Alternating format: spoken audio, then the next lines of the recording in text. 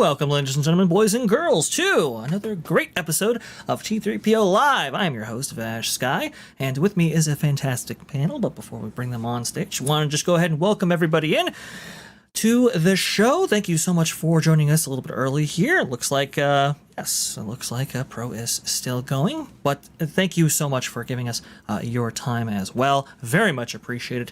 And, I'd be remiss if I didn't actually bring on some of our panelists today who are going to be helping us out with today's show. Just some amazing, awesome stuff. Looks like we have some people who are late, but you know who is always early, always on time, always timely, and honestly, is not only a friend, but a friend to us all through his expertise of the Hollywood industry. This is Lou, Washerman's Ghost. Ooh. Hello there, sir. How are you doing today? You do want an honest answer, so I should give it some respectful consideration. I'm doing pretty damn good. That's fantastic. As a guy, I used to know a guy peripherally who was the former Attorney General of the state of Oklahoma. And he was, whether he really was or not, I don't know, but his act was as an old country lawyer, you know? And he had a great line. He said, "Don't tell people your troubles. Half of them don't care, and the other half are kind of glad you got them." That's a fantastic line. I got to use that one. Yeah, old fun wisdom from the hinterlands. Anyway, it's always a good time when you're here. Oh, thank you. Thank you so much, Lou. I very much appreciate that so much. And it is always a great time when you are here as well. I know the audience very much enjoys it. Thank you so much. 80s Man right there, X Stratton. Thank you. Tom F., Matt B., everybody. Thank you. Well, it's about time to get to our first story right here. And, well, we're going to start out with some good news. Well, just not for Disney. Wild robot here, Luis Fernando, who always is keeping a track of that box office. That's it. Pushed by incredible word of mouth, DreamWorks acclaimed The Wild Robot stomps over industry projections with a strong $35 million. Number 11, biggest three-day opening weekend of all time for SCP at U.S. box office. Beats Elemental's $29 million as biggest opening post-COVID for a theatrically original animation. Beats 2011's 3D release of The Lion King's $30 million as number 3 biggest debut ever for an animation in SCP, only below Hotel Transylvania at $42.5 million and Hotel Transylvania 2 at $48.5 million. A cinema score. This is a great film. Lou, have you heard anything about this particular production? Only that it exists, and that I noticed they're playing it at the IMAX at the aquarium downtown. Ooh. So I like going to that theater. It's comfy and big screen and handy. So maybe I'll go see it. What makes that robot wild? I don't know anything about the story. The story goes is that a robot who was destined for some location, I believe on a shipping container, actually gets the shipping container that it's on actually gets, I believe, disrupted by a typhoon. They don't really go into the story. Just kind of, the Roz, the main character, wakes up and now is in this very wild setting, looking for a mission or a what's the terminology they use actually in the film? A task to perform. And well, it's out in the wilderness in the forest. There's really no tasks to be performed, at least in the traditional sense.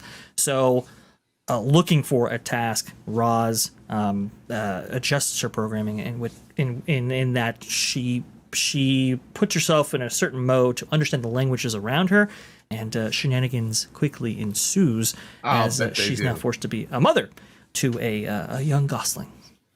Oh, of course. That happens every day.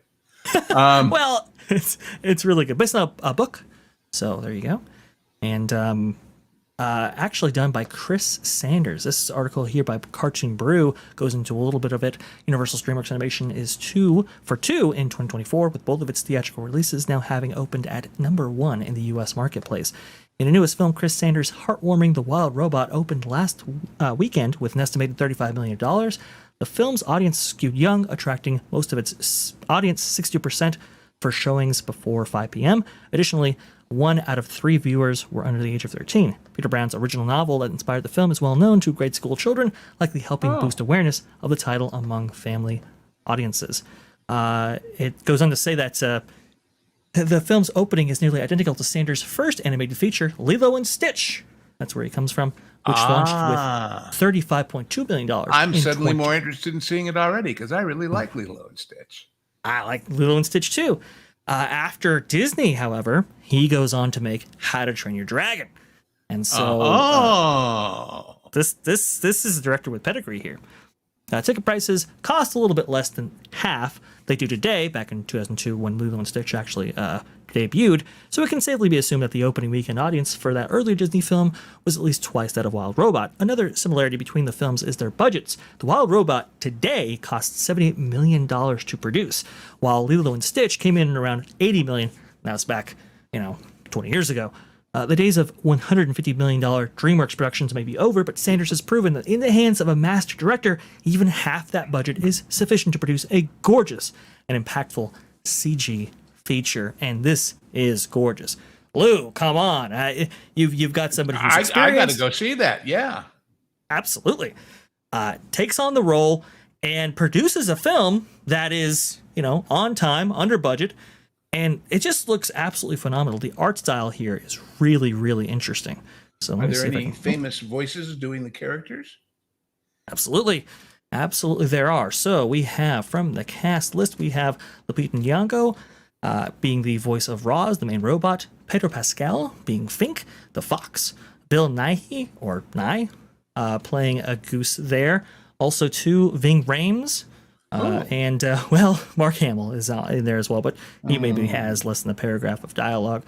The voice acting is really, really well done.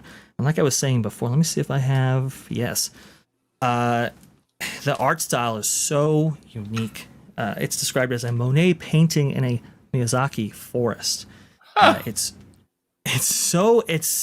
really hard to describe just how beautiful this film is. Very saturated, but it looks like the concept renderings that they were using during production. They wanted to really emulate that style. I guess apparently the photorealistic vibe just didn't really work well with the source material, and Chris Sanders felt it important to give a fantastical setting for it. It has an almost Maxfield Parrish color palette, those warm, glowing oranges and reds, and I think this is definitely something worthy of my effort to go see. I implore you. I think it's really, really well done.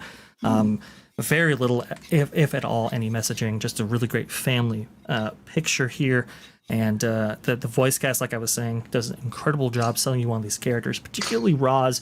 It's very important that voice actress really perform that role well, because as you can see, the robot has little expression, so the voice acting really does a lot of the heavy lifting. I was going to say kind of Baymaxy.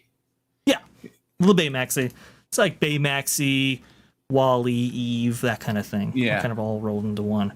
But just a really dynamic character, great performances, and honestly, I'm really hoping that this film does really, really well. I think it will because it has a lower budget anyway. But and the word of mouth has been fantastic. Really, really great stuff. For sure. Great. A cinema score. Oh, go ahead, Lou. No, I just said great. I look forward to it. But, before we get to the theme park stories, we have to talk about one film that, I wish was around the $78 million mark, or I bet you that Disney wishes that as well. The film we're talking about, if you've been keeping up with some of our coverage here on That Park Place, a film that has been reshot over and over and over and over again to the point where the film's star Gal Gadot said it was like we were coming home for this latest round of reshoots. What is that film? Well, it is Disney's live-action Snow White, starring Rachel Zegler, reportedly exploded to over $500 million. This originally written by John Trent, with sourcing from WW Pro. The budget for the Walt Disney Company's live-action Snow White film starring Rachel Zegler and Gal Gadot is rumored to have exploded to over $500 million. From there, Pro shared two of the major problems that Disney is attempting to fix. First, he noted that dwarfs have been roundly mocked, and that they have been mocked at the level of the original Sonic the Hedgehog model in the film. Of course, Sega and Paramount went back to work and redid the entire model, redid the entire film to make the character look like it does in the video games.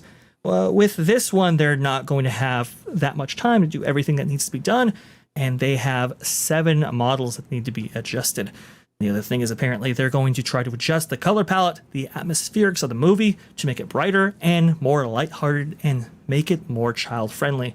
It was deemed a little too dark. Lou, how many times, Lou, are we going to dedicate massive budgets to stuff like this and dedicate even more to fix them? How many times are we going to still have the same people in charge? Is the answer to that question. That's a fair point. My line about the most important part of the car being the nut that holds the wheel. That's your line indeed. Your line indeed, and you are so right about that. Oh man, it is terrible. But you know who's not terrible? Well, it is Mr. Bob from Barry Place 28. What is going on, good sir? I like that. You know right what's not terrible? Hey, I like that. That's pretty cool. Thank you so much. I appreciate that nice introduction. Lou, how are you? You know, I should have probably reworded that a little bit differently. No, I was trying good. to transition in there, and that didn't work out. No, Bob is not terrible. In fact, he is amazing. He is glorious, and he is honestly one of the best in-park streamers that I've ever seen, that I've ever had the pleasure of witnessing. And so thank you so much for joining us here on T3PO Live. Very much appreciated there, Bob. Yeah. We're going to get to Bob and what's been going on here in and around the Southern California area, particularly with theme parks, in just a moment. But I kind of wanted to go ahead and round this story off here and go into maybe where this budget now sits. WW Pro then declared the big story about all of this is that Disney is apparently trying to get this movie ready to go on the cheap. And the reason that it might be done on the cheap is because they've already done 3 reshoots. We know that this film had a budget that was somewhere around $300 million. And they have overshot that significantly according to my source. And this film is now headed towards The Force Awakens and Rise of Palpatine type numbers. That's what I'm going to call it, kind of budget. We're nearing the $500 million mark, according to I'm gonna go out source. on a limb. It's not gonna make money. You don't think so, huh? You think? And I'll go out on another limb. If they're clever, here's what they'll do. After it's gone out and earned its opprobrium, they should set it up as an attraction. Call it a meet and dub, where they play a scene, but guests live dub the dialogue however they please. Well, Yeah, that's the I original mean, take of being how out they loud. do it.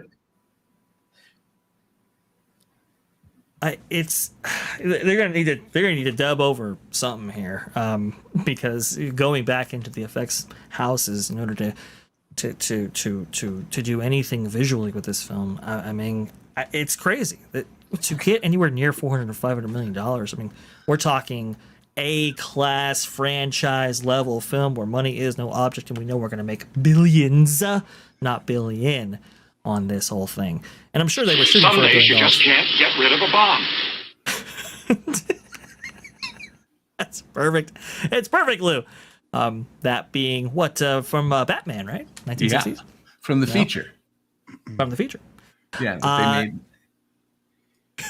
And sometimes you can't get rid of a bomb. In this case, a box office. So bomb you in the didn't making. tell the truth. Did you ever hear of a crook who did? That's fantastic.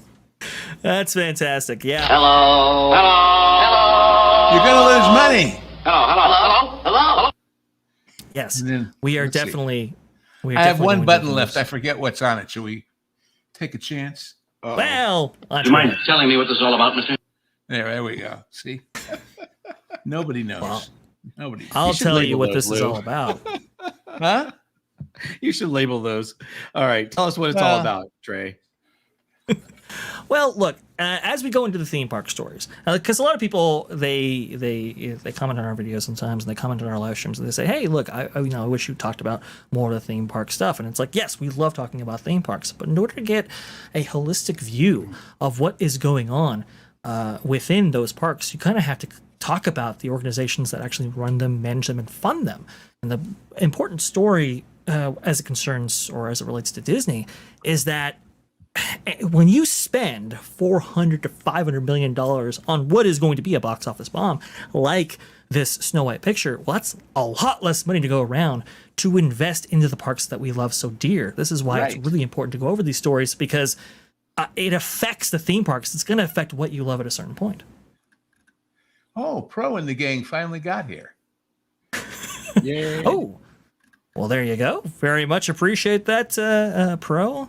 Do appreciate the intro into this the pro rate into T3PO Live. Very much appreciate it. Come on in. The water is warm.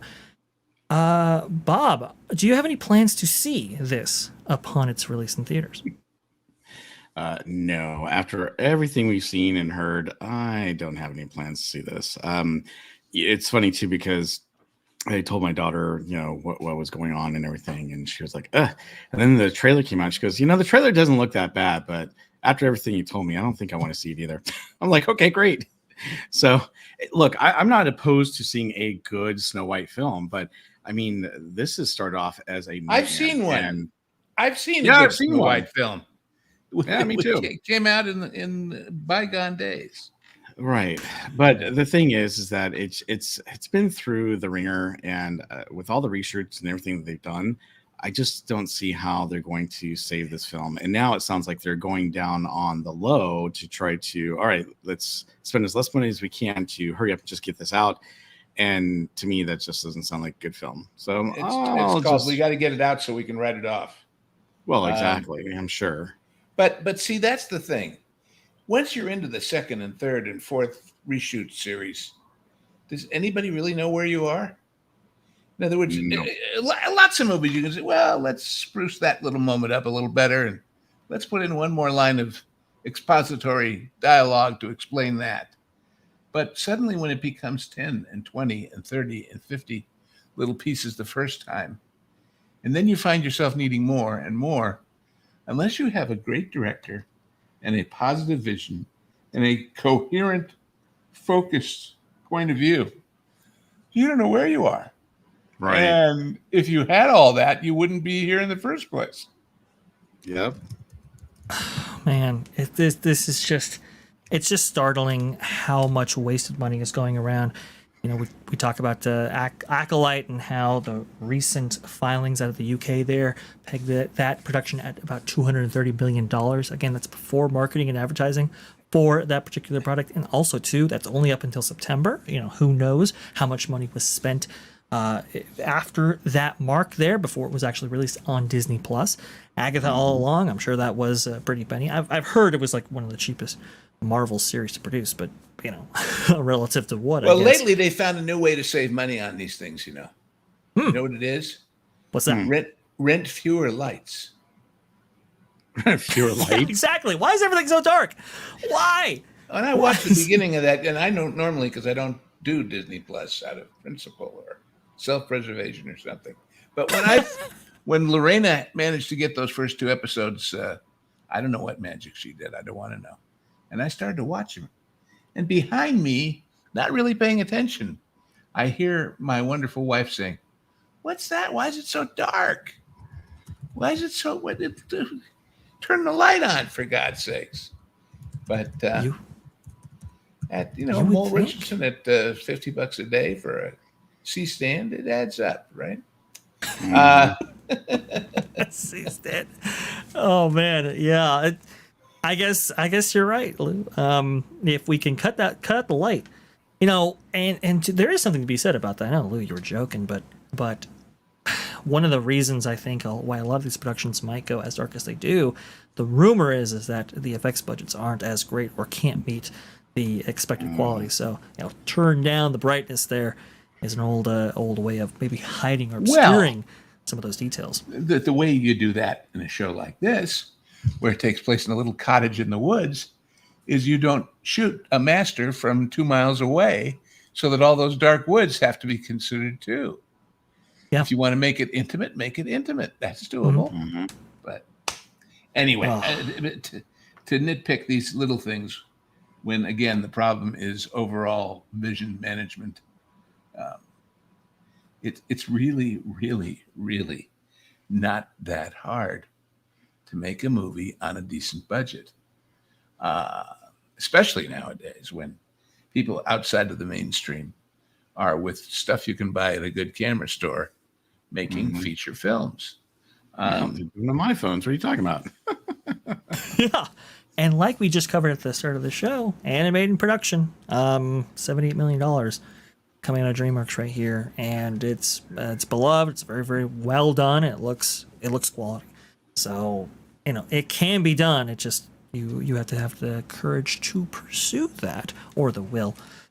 So there you go. Very much appreciate everybody coming in. Look at that. Jim V833 catching up at 1.5 speed. Thank you so much. Appreciate your dedication to the channel. Also, too, Samuel Main here with a 199 right there. Super sticker. Thumbs up. Very much appreciate that, Samuel Main. I know you've been donating to a lot of our content recently. When I see your name, Sam, and not just because you're so generous, I think you deserve a song like, well, let's see. Sam Main in Spain is mainly on the plane. I think you've got it. But not. We'll workshop it. Yeah, right. I think it's a good idea, though. Very much appreciate everybody that has come in, and appreciate all your donations as well. But I might be the host of today's program, but I'm not the star today. Bob, you're the star of the show right here. You were telling me about an incident that you recently encountered at Knott's Scary Farm, and it's a kind of a scary situation indeed. Yeah, Vash previewed me, and I think you're the reluctant star. You wish this hadn't happened, I'm sure, but right, yeah, absolutely. Absolutely. Actually, I'll go ahead. Well, I was going to say, do you want to fill everybody in on what happened with you? Sure. So back in the 2000, oh wait, we're going too far back. Just kidding. So in the beginning, there was darkness, and a berry grew upon the land, and it was good. Oh boy. So yeah, I went to the opening night for Not Scary Farm, and I was really excited. It was obviously the grand opening night, so there's a lot of streamers there, and I go to this event every single year, and it's always a highlight. In fact, I usually buy the annual pass so that I can go multiple nights and stream it several nights while I'm during the season. Well, I happened to be going through all the different mazes and everything, and towards the end of the night, I noticed that my legs were kind of feeling a little tired there. So I decided, you know what, I'm going to go through one more maze. It's almost closing time anyhow. I'll end my stream and I'll take off and go home. And then walking out to the car, man, I was in a lot of pain. I wasn't sure what was going on. And when I got home, I realized that I had welts from my thighs down to my ankles on my legs. I'm not sure why that happened, but I was really Wait a minute. Seems to me in prior years, Elvira and her whips were there. We're not talking those kind of welts, right? Yeah, no. I'm so glad. All right. And Elvira is not there anymore. So, but the funny thing is that you probably heard about the Disneyland rash, right? Where you stand up too long in one place and you get a heat rash or something like that. And I get those on my legs every once in a while, but this was actually a really bad allergic reaction. I'm not sure what the heck happened. And I don't mind sharing this medical information with all of you. But long story short, I made a doctor's appointment quick ASAP and went down to the doctor's office, and he walked in, he went, "Whoa, what's going on here?" And I said, "Well, I'm not really sure." And he said, "What were you doing?" And I said, "I was streaming at the Not Scary Farm last night." And he goes, "Okay." So long story short, something there at the park gave me a really bad allergic reaction. I'm not sure what did. He said it could have been the fog, could have been some of the stuff that are in the mazes. But long story short, I actually was in really bad situation. And so he gave me some medication and to kind of clear it up. He goes, "Look, I don't know what happened, but we can clear this up and know how to take care of it." and it took about 5 days to clear everything up. But he said, Ed, don't go to Not Scary Farm anytime soon. I said, oh, hold on for a second. About the season pass, I'm planning on going back to Not Scary Farm several times this year. And he goes, okay, well, don't go until it's cleared up. So I waited until everything was cleared up. I went to Disneyland to do a stream, and then I went back on Sunday to Not Scary Farm. And I'm pleased to report that apparently nothing happened. My legs, I don't know if it was just me or because it happened. I actually felt like I had pins and needles going into my legs too. I forgot to mention that earlier. And so it was a bad situation, and I was in pain for several days. And so when I went back to Knott's at the end of the night, my legs definitely were hot, tired, and I kind of felt like I had that little tingling sensation, but never got a rash. Everything was fine. So now the thing was, I focused on the shows this past time. I didn't go through all the mazes I did last time. So I'm trying to slowly deduct maybe what maze or what area it was in the park, regardless, so I can stay away from it and that doesn't happen again. And things like this unfortunately do happen. I've heard about it happening to other people, other theme parks. So this is not unusual. It's just one of those unfortunate things where I had a bad allergic reaction. The funny thing is, I'm typically not allergic to anything. So the fact that this happened, it was kind of bizarre and couldn't believe and also, it, when as an adult you suddenly find yourself allergic to something, it's usually something you haven't been exposed to. But as somebody who frequents the park as often as you do, that shouldn't be the case. Yeah, well, what was really interesting is I just, did a checkup last year and they actually did an allergy test to see if I was allergic to anything, and I wasn't allergic to anything that they tested. Now, it could be anything. It's just really unfortunate that it happened. Hopefully this doesn't happen to anyone else or hasn't happened to anyone else at Not Scary Farm. I'm not blaming the park or anything like that. It's just something that happened. It was kind of freaky, and I shared it with, VashSky, and he was like, hey, let's talk about it on the show. I'm like, okay, if you want to, we can talk about it a little bit. So I don't mind sharing that, but it was really kind of weird and bizarre. But my time at the park was a lot of fun. I just didn't go home feeling that great. So, and it took me 5 days to, relax and, clear it up, but it's all gone. Everything's good. And I'm back to normal, thankfully. So, well as normal as I think. So there you have it, folks. Other channels give you mundane stuff like stock prices and new attractions, and but only here do you hear about the rash you get by going to the theme park. That's why we stand out. That is why we stand out. I think the larger and now in our merch store. We have that park place labeled calamine lotion. Not bad, Lou. Not if you bad. guys I come love out with it. T-shirts to say "Get a rash from watching that park place," I'm not buying. Yeah, exactly. I went to Not Scary Farm. All I got was. I wonder if they have another version of this at Mission Breakout. Oh, well, there you go. That's hilarious. Well, I wanted to bring this up because one, I think it's just a hair-raising story, and two, I have noticed a little bit of a maintenance issue going on at Knott's Berry Farm. Mm-hmm. Now, some of that is is part of its amazing charm here, but we are talking about historic structures that are made out of real wood and are decades, sometimes even like a century or more old.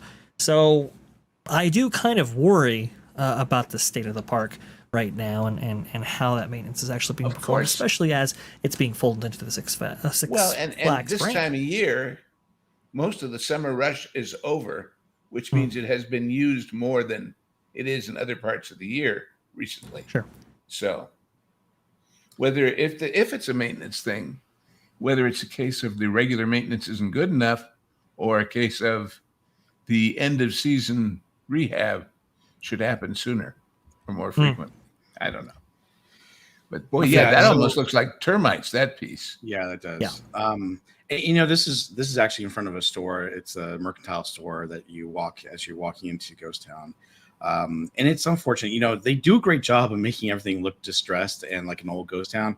But yes, there are definitely some areas that need some improvement and need to be, they need some tender loving care. I hate to say this, but Six Flags Parks is horrible right now. Or I should say Six Flags Magic Mountain. They have a lot of distressed buildings that are just dilapidated, and they're not painting them. They're not taking care of the termites or anything like that. It's hopefully something that they'll eventually take care of over here at Six Flags Magic Mountain. But, obviously to see the parks, happening is not ideal. I mean, it looks like, you got a little bit of, mold and obviously some, termite wood there. So, it's something that I hope they're going to take care of and they're going to fix. Knott's usually does a pretty good. Well, I should say Cedar Fair was doing a pretty good job of keeping Knott's up. But recently, there's been some things like this. Now, we've been talking about this too, because not Walt Disney World, but Disneyland has had some issues like this.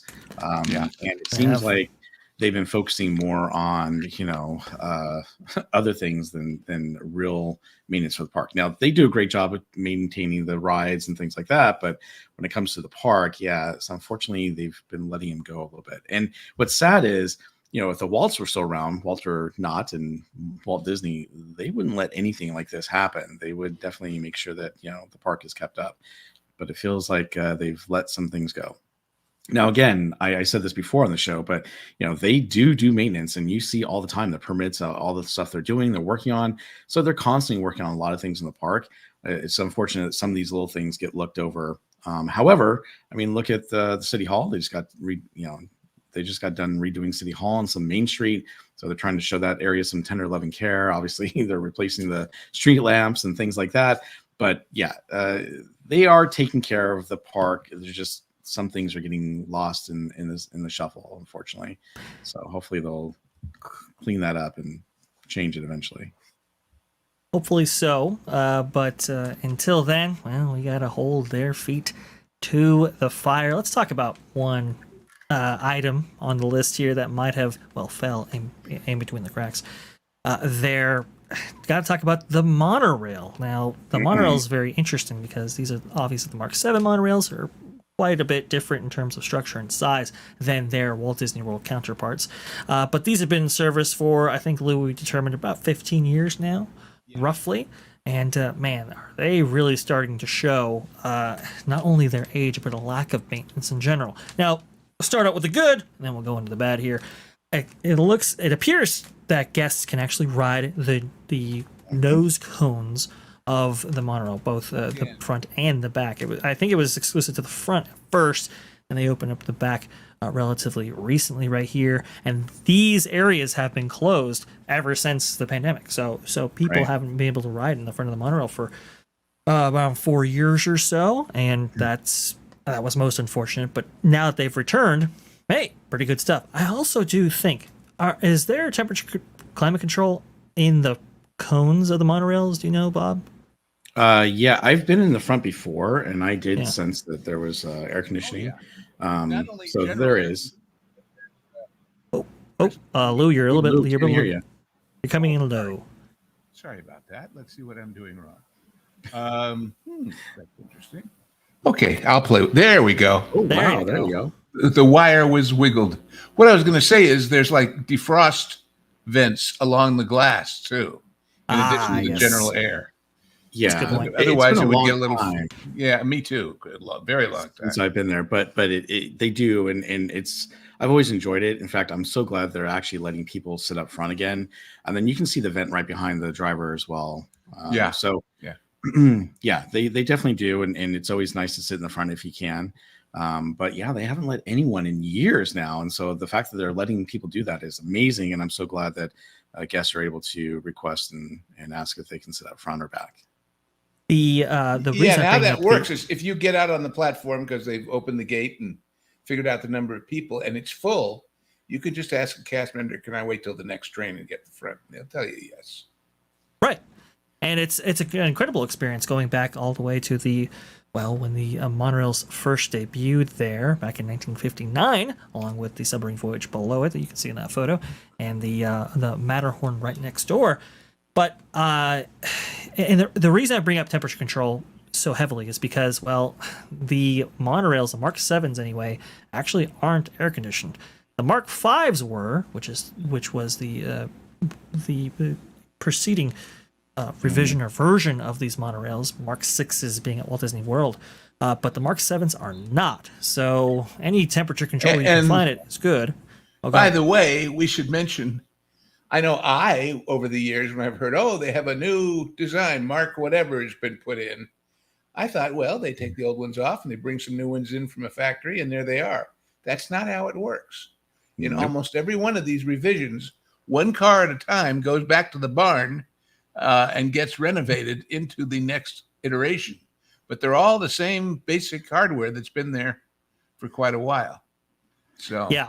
So Drake, because last time I remember being in the front cone, I remember there being vents and I mean maybe there are vents that come from the outside air, but I remember there being, it was cool and it wasn't burning up or anything like that.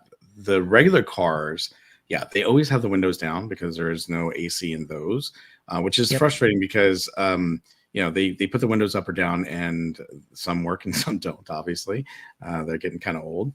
But there's no real relief if the temperature outside is really, really hot. And remember, we're talking Disneyland, not Disney World here. Correct. And for a while there, the complaints about maintenance at the Disney World monorails were such that you saw people posting pictures of them flying around on those much higher tracks that they have in Orlando. Yeah. And the door was open. Oh, Well, that was a bad incident right there. Yeah, it was. Okay. I will tell you though, over in Florida, I know it's not the monorail, but they have the Skyway, and I was nervous about that because they said, "Oh, we're not putting air conditioners in those." I'm like, "You're not." And my daughter and I went on a really, really hot day, and it was actually fine. The air came into it, and I'm okay with that. I was a little nervous because I was like, "Wow, I can't believe this is Florida and they're not putting air conditioning in this," but it totally worked out the way they had the. Well, the big fear everybody had when they announced that was lightning strikes. Yeah, and the fact that those towers, some of them are very high, and they're out there over, those wonderfully natural life-filled ponds and lakes. What are you trying to say, Lou? I'm saying it's one thing to say, well, they can bring a cherry picker out and pull you out. In fact, I had among my many, oh, you were there then? And people say, how could you? And the answer was, I was there a lot. One time when the Skyway at Disneyland shut down because the wind got high enough and there was hail that an automatic system shut it down. And I stood there and watched as the City of Anaheim hook and ladder truck was brought into the plaza there where the Tomorrowland Terrace is, and went up there and pulled people out of the buckets one at a time. So that was kind of interesting. Incredible story. And that was pretty high up there. Went through the Matterhorn. Very impressive. Well, it was good practice for the firemen, but still. I suppose so. Well, as we were saying before, the temperature control is interesting because they can't actually run the monorails, at least the Mark 7s anyway, in the summertime at Disneyland because, well, it gets too hot inside. Who would have thought it gets hot in Southern California during the summer? That is most unfortunate, but what is unfortunate don't they warn about you? This, it pours, man. It pours. Yeah, it pours.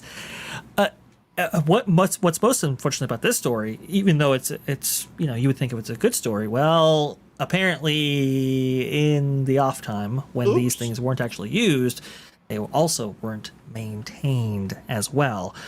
Walt Disney World News Today reports here, just like with the front cabin, there is no separate line to ride the tail cone. If the section that fills up, you can just ask a cast member to wait for the next ride. We talked about that, Lou. While we were happy to see that the back cabin was finally open again, it was disappointing to see the lack of upkeep inside. As you can see from the above photo, there are definitely some areas of the structure that could use some TLC. Kind of makes you wonder how it gets dense like that. There can't be that many tall guests banging their head on that overhead. Is it the car twisting or torquing as it goes around the track, or what? Temperature increases and decreases? Not sure. I was going to say they have not been opening those cones especially in the back, for a very long time. So maybe they just let the heat beat up and it just works. It could be. It just from the accumulated heat because it never gets vented. The glass was also incredibly dirty, so the views weren't nearly as stunning as they could have been. Additionally, all but one of the speakers was blown out. So it's just you know, every single time you take a step forward, it seems like we're always getting pushed a step back. Also, to these Mark 7s, while they're only about 15 years old, as compared to like Walt Disney Worlds, for example, that are much older, you look here and time has really taken its toll on these monorails right here. I know the wraps, they keep wrapping these monorails for because apparently it might actually take off the paint if they were ever to remove them. So the wraps on they go. You can see right here the scuff marks and everything like that. But just below the grade there is where it gets kind of really concerning. You can see like duct tape and stuff like that, pitting and warping and actual And duct look, tape being used in order to hold this all point. together. Go ahead. To me, the big point is this. Mhm. You and I can go once in a year Yeah, and see that and say that's a damn shame. sure. But the people who work there and the managers of the people who work there are there every day. And it never should get that far before somebody says, let's fix it. Let's clean it up. Put it on a regular schedule of inspection every 2 months or whatever it has to be. And obviously that's not happening. It's not. And apparently, this trend is growing not only to include the vehicles and services that people actually interact with, but also, too, the stuff that maybe they don't, and it's actually leading to real big problems. Disneyland opens late due to oil leak. Disneyland Park opened late on the morning of Wednesday, September 25th, 2024, due to an oil leak in front of Sleeping Castle. Disneyland cast members held guests at the Esplanade while cleaning crews attended to the spill. The park was set to open around 8 a.m., but was delayed about 10 minutes, according to the Orange County Register. However, guests on social media were reporting that the lines didn't start moving to let people through until about 8:18. The oil spill was reportedly from a leaking street cleaner. So, these maintenance issues, they just keep piling up right here. And I hate to be a negative, as they call us. Mhm. But in theory, you're paying for all that when you buy the ticket. And when Right, the ticket exactly. prices keep going up and the maintenance keeps going down, at what point do people say, I don't think we'll go there again? I agree. especially the big thing about Disneyland, we say it almost every show, is that it's always been more a locals park than a long distance visitors park. Well, with that comes this. As somebody who's grew up there and went, I don't know how many times, there are times when you say, hey, what are we doing Saturday? Or what are we doing Thursday afternoon? I don't know. You want to go to Disneyland? Sure, why not? So you get more and more and more and more repeat business. And therefore, you're the inspector. You're the one who says, last time it wasn't this dirty. Or 2 times ago, I don't remember that being broken. And then the next time, oh, that's still broken. That's still dirty. That's still unfixed. And what was it? A month and a half ago we were here last? I mean, if you only went once a year, you might be tempted to think, I bet you that's next on the schedule to be fixed. And it just so happens they're doing it next week when I've gone home. It's a good point. But when you're going all the time, you notice these things. You do? Mm-hmm. Go ahead, Bob. Oh no, yeah. So it was funny because the morning that's of the 25th, everything was going on. Everyone was reporting, "Oh, we can't get in. It's delayed. What's going on?" And obviously, hearing about the oil spill is unfortunate, and they did get it cleaned up, fairly quickly. But unfortunately, things like that do happen. So, and I'm not trying to stick up for Disney or anyone else. I'm just saying, accidents happen, and they got it cleaned up, and people were able to go in. That's hardly ever happens, but regarding the maintenance you're talking about, yeah, it really needs to be done on a more regular basis for these things. And Are we getting a message from the monorail? Yeah, I think your phone's going off there, Bob. Oh, really? Oh, yeah, I think it's vibrating, and I think it's vibrating into your mic. sorry.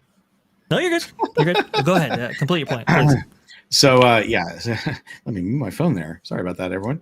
Yeah, so I think that they definitely need to spend more time in working on these things that need to be repaired and fixed. And like you said, Lou, when we go there, I go there all the time, so I see these things, and it's unfortunate that I see them as often. And I'm hoping that things like that get taken care of and cleaned up, and eventually they do. But yeah, for the people who are going to visit, I want to say if they're there visiting, for first time, or they're just visiting and they haven't been there a long time, most of the time people are not looking at those details like we are. And so they're, just focusing on, hey, it was so great to be back in the park. I love the magic. Got to see Mickey Mouse, all that stuff. But people notice. My father, They do. God bless him, had nothing to do with the entertainment business other than having married a radio actress and have a son who was a TV director, but among other things. But I will never forget the first time I took him on Pirates at Disneyland. And when you come back up to the surface level and you go around that curve at the front where the entryway is to the ride for the passenger, for the people watch you driving by as you go to unload.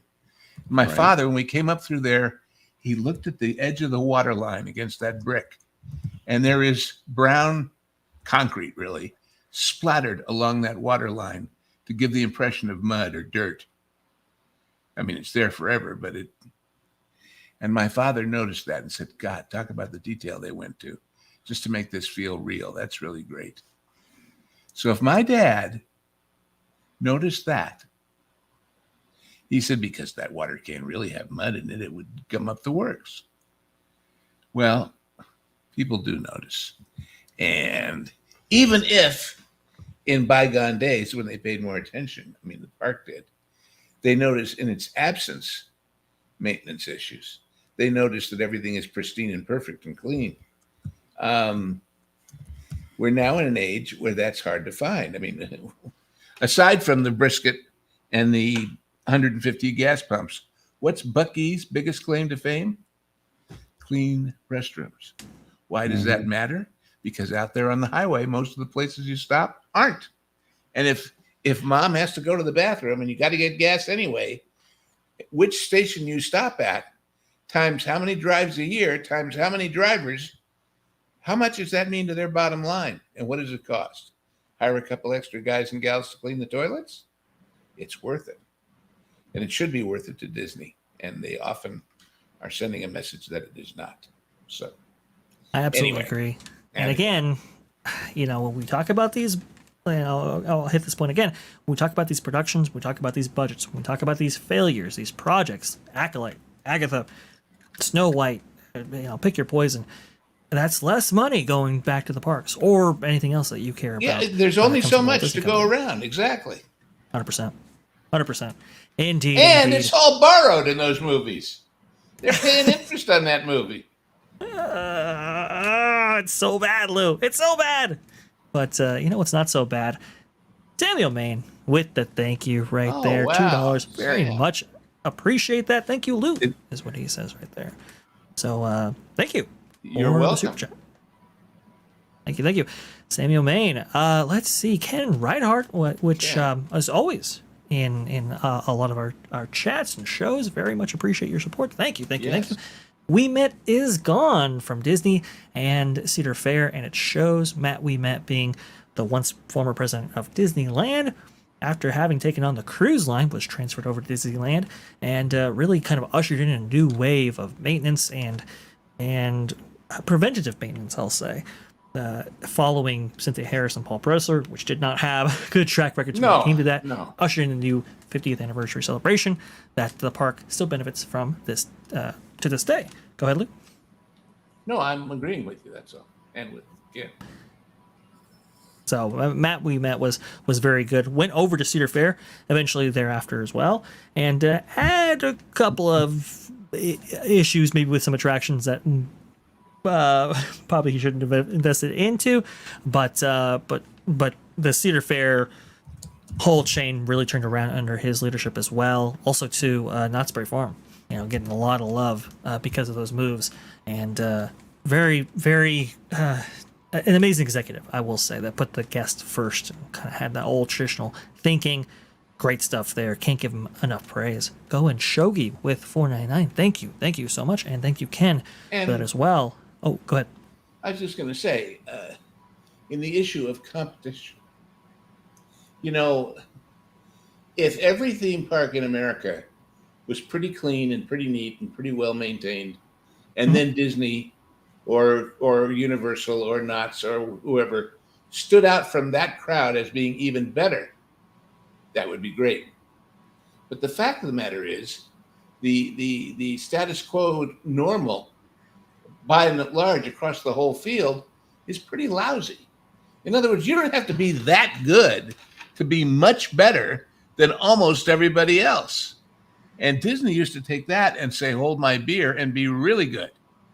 There's certain things built into their size and their prominence that are inescapable. I remember years ago when the whole energy thing became a political issue, a subject of news and conservation, which is all good. But I remember reading an article in the LA Times talking about how Disneyland, which had the most, had replaced all the old-fashioned toilets with the water-saving toilets, still was the biggest water user in Orange County. And the reason was because there were just more people flushing, no matter how low flow they might have been. So there's, that's the given of the experiment, is you're going to have more people and therefore more issues. But you either look at that and say, then we need more people to fix it and hire them and supervise them, or you say, well, then we can use that as an excuse. And unfortunately, that's the way they've gone. So It's so sad. It's so sad. Disney used to be above all of this. It used to be above the pack and pretty much everything. But now, they're no longer the leaders that they once were. It's not just Disney. Oh yeah, it's everybody in hospitality. Yeah. I used to know the food and beverage manager at the Beverly Wilshire Hotel. For those who don't know which one is the Beverly Wilshire, Pretty Woman. Okay, that hotel right there at Rodeo Drive in Wilshire. And at that time, there was a trend starting among hotel chains of bringing in famous restaurateurs and chefs to run their restaurants. There's a chain called Kempton, based in San Francisco, that had Wolfgang Puck come in and open restaurants in their hotels. And my buddy said, I would love to do that. I would just love to do that. But the day that one of his people screws up is the day I'm totally screwed. Because if I'm not in control and making sure every single day that we maintain the very, very, very high reputation we have for food and service and decor and everything, you can only lose your reputation once. And to some degree, that has happened to the mass. It's so true. It's so true. You can only lose your reputation once, and indeed, the reputation has been rattled, to put it kindly. Go and showy with $4.99. Thank you so much. There's not a single PA system in Disneyland that works. I can never understand the announcements being made. If there's an emergency, we'd all be clueless. I have noticed some that previously, I would remember Disney having some of the best audio systems in the world, and that included Disneyland as well. But I have noticed that the audio has been a little bit lackluster there. Bob, your thoughts on this? Yeah, so when I'm on some of the rides, if I'm a little too far from the PA system, it's very hard to understand what they're saying. And granted, sometimes it's hard to understand when the person is talking. Usually pre-recorded stuff is not a problem in the park whatsoever. I think it's just certain rides and certain cast members, when they're talking to the microphone, it's kind of hard to understand. So I wouldn't say the whole entire park, because recently I had an issue in Haunted Mansion, and what was the other one I had the issue in recently, and I could hear fine on the PA system. I think it was what was it? Well, I know, like Jungle. Okay. Go ahead. Yep. Yeah, Jungle Cruise. That was a tough one. They were talking over the PA system. That's definitely a tough one. Now, granted, you've got your cast member there who can talk to you, and you can hear them fine. Typically, as long as their mics are working, that doesn't happen too often. But I think it was Indiana Jones, and I think it was Pirates of the Caribbean, the last two that broke down on me that I could hear just fine. So, and Haunted Mansion. Yeah. And the people need to be trained in some basic microphone technique. That's a good point. I tell you, everybody I know who loves the East Coast parks always remembers fondly the great movie ride. Yes. I always hated that ride. Not because it wasn't on a good subject or it didn't have good animatronics and whatever, but because these well-meaning as you put it, theater kids who used to work on that ride and be the host. And they didn't know what to do. They thought they were being really, really great hosting it and explaining to you about the movies. No, they weren't. They were corny and they were obvious and they were talking off mic, which means across it rather than into it. And if you really wanted to hear what was going on and be entertained by the dramatic role they took in the gangster shootout or a Western sequence or forget it. It was junior college theater week, you know? It drove me nuts. Because if it was just, this is a ride at a theme park, fine. But if it's, this is a ride celebrating the professional expertise of this industry that happens to be mine, then damn it, teach people how to do it right. It's not hard to do. You would think so. You would think so. It's very strange. When the people are the flaw and the robots are working, we have a problem. Yeah. Yeah, Go and Shogi with another $4.99 clarifies here. Thank you so much, by the way, Go and Shogi. I had issues understanding what they were saying on 4 rides 2 weeks ago. Had issues understanding what they were saying on 4 rides two weeks ago. Oh, I see. I see what you mean by the duplicate there. Yeah, it's very strange. Like Joe we saw what you did there eventually. Yeah. Well, there you go. We got the point twice.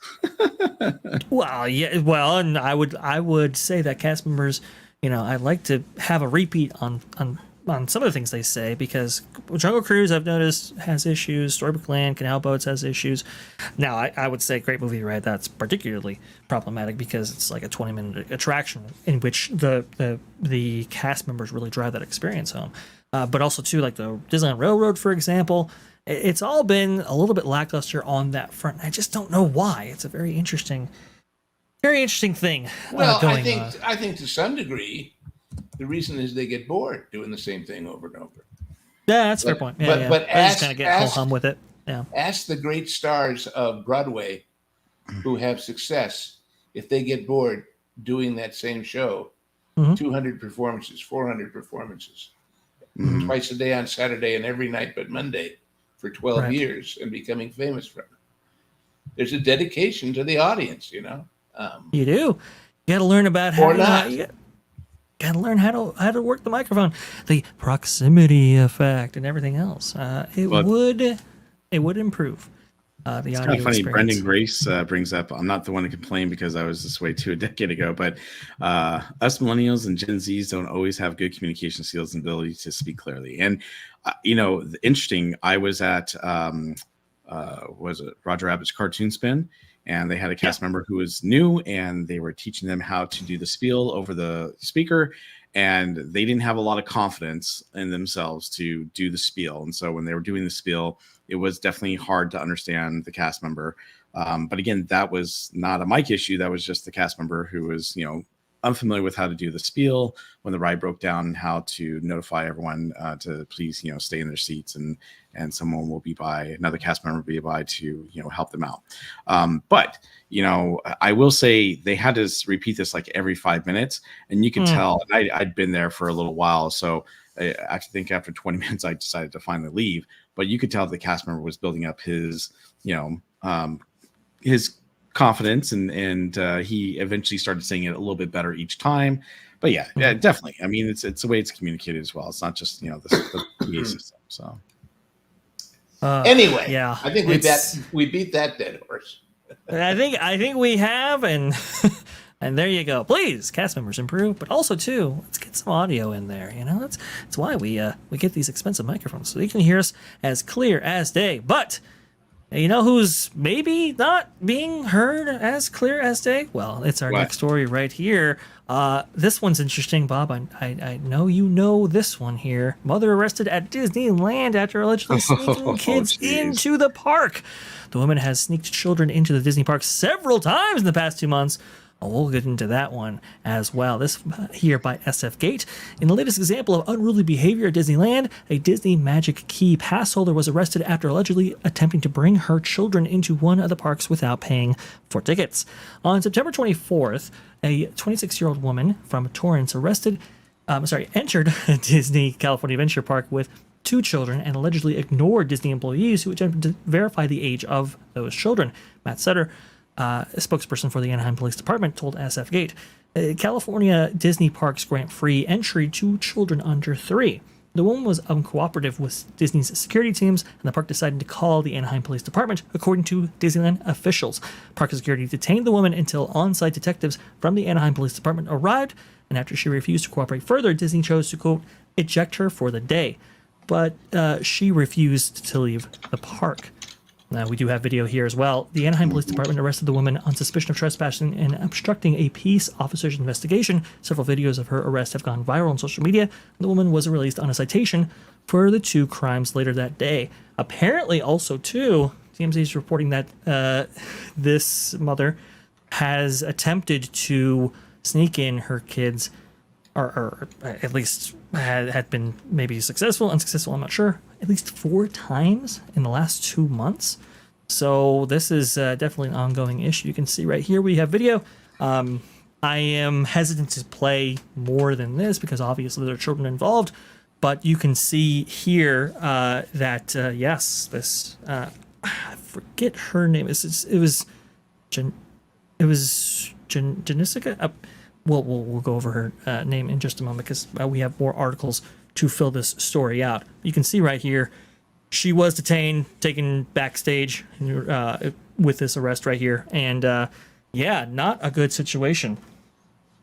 I will say we have another guest joining us right here. This one from Bounding into Comics. This being Spencer right here. Look, what is going on, I can Spencer? finally comment on something. I have no idea about Disney audio, but I finally know about Disney shenanigans. Ooh, man, Campbell coming in real hot. Yeah, I mean, what do you guys think about this story right here? This is a pretty wild one. You don't necessarily see Anaheim police in the theme parks all that often. It's usually limited to only Disney security. And doing it in front of the kids right here. Apparently, you can hear on some video where the kids are actually saying "help me" in Spanish. Kind of heartbreaking right here. What do you guys think about this? Look, supposedly this happened several times before, right? With the same lady and the same kids. Apparently. So they were on the lookout for her. And the kids, if they're saying, "Oh, please help me," they've been trained to do that to try and generate some sympathy. It's a racket. And if I were Disney and they said she's an annual pass holder, right? I would invalidate her pass and tell her, sorry, you're not welcome anymore. How did she even get that far into the park is sort of what my first question. Like, that's sort of impressive. Like, she's clearly not at the gate. She's in what is this? Like the kids area, like the bug Pixar pipe? Pier. Yeah, Pixar Pier. Yeah, that's at California Adventure. Yeah. This is like the furthest in you can pretty much get into this park. So unless you came in from the gate at the hotel. The thing I thought was interesting is that, they open up the gate for you, with the stroller and everything. And they typically don't open that gate until they scan your pass. So they must have scanned her pass and then she just went through without, because obviously the article had said that she had ignored the cast members and she just went in, and that's why they end up following them. The really sad thing here is that, and Lou, I know you're speculating, well, maybe the kids were taught to say that, but regardless, I feel bad for the kids because, they're not the ones that are, doing this on purpose. Even if they were taught to do it, it's like that's their parent like making them do that. They have no idea what's going on. Now, I will tell you, I know of a person who has recently tried to, in the last few months, has tried to get into the park that didn't have a reservation, and they had a annual pass. And it came to my attention through other friends because we happen to know this person. And they didn't let him in. And one time he tried to jump over the actual turnstile. Oh, and the don't do that. And just went through real quick.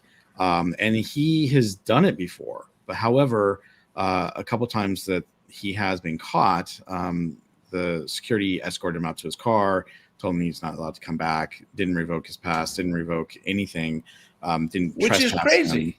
That's a little nuts. Yeah, and all these areas are under surveillance. They are. So they have to have his picture.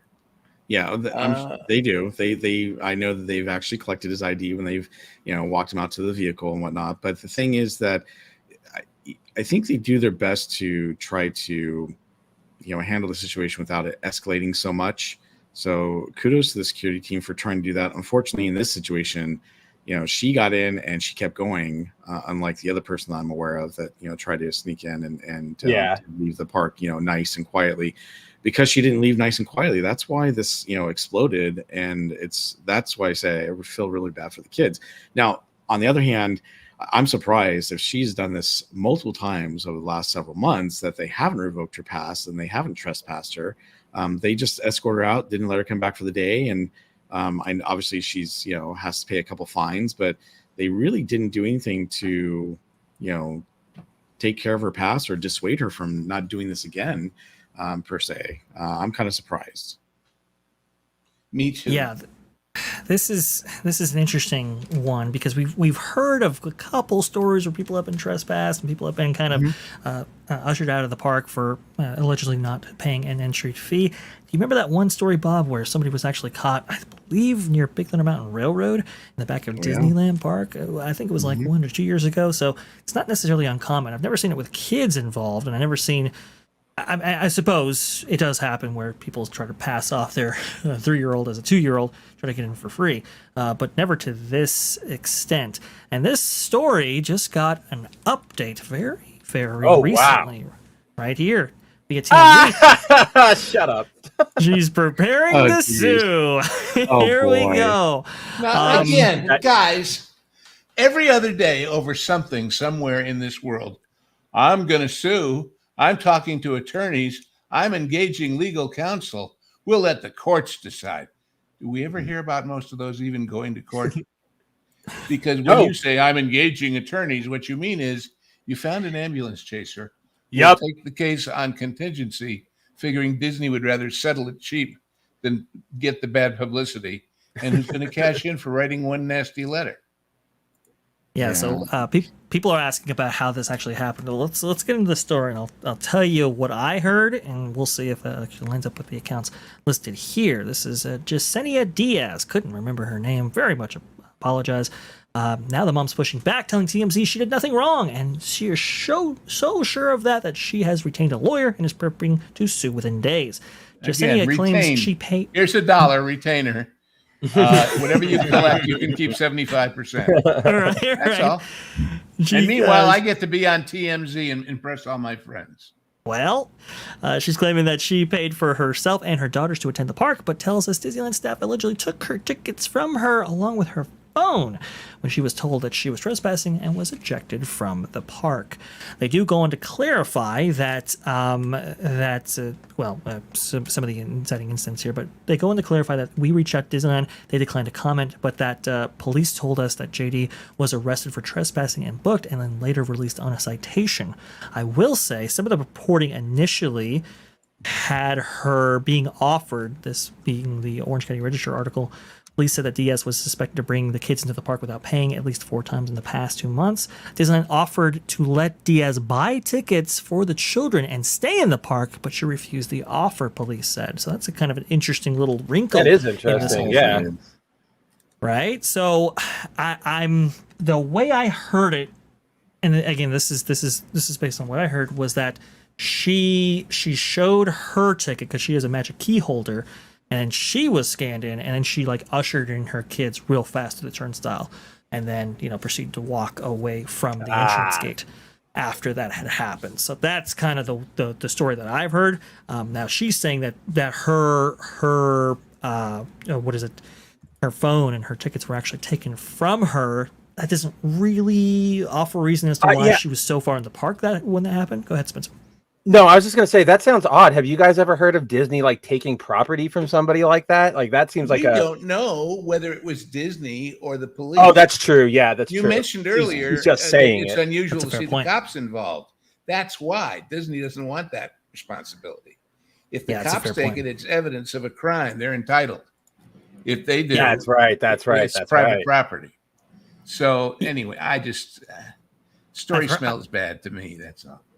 I've heard of people. I've heard of Disney taking tickets away. Haven't heard of having them take property away. Now, Somewhere Disney on has that kind of wonderful globe ticket fine print, it says you are being allowed to use this ticket.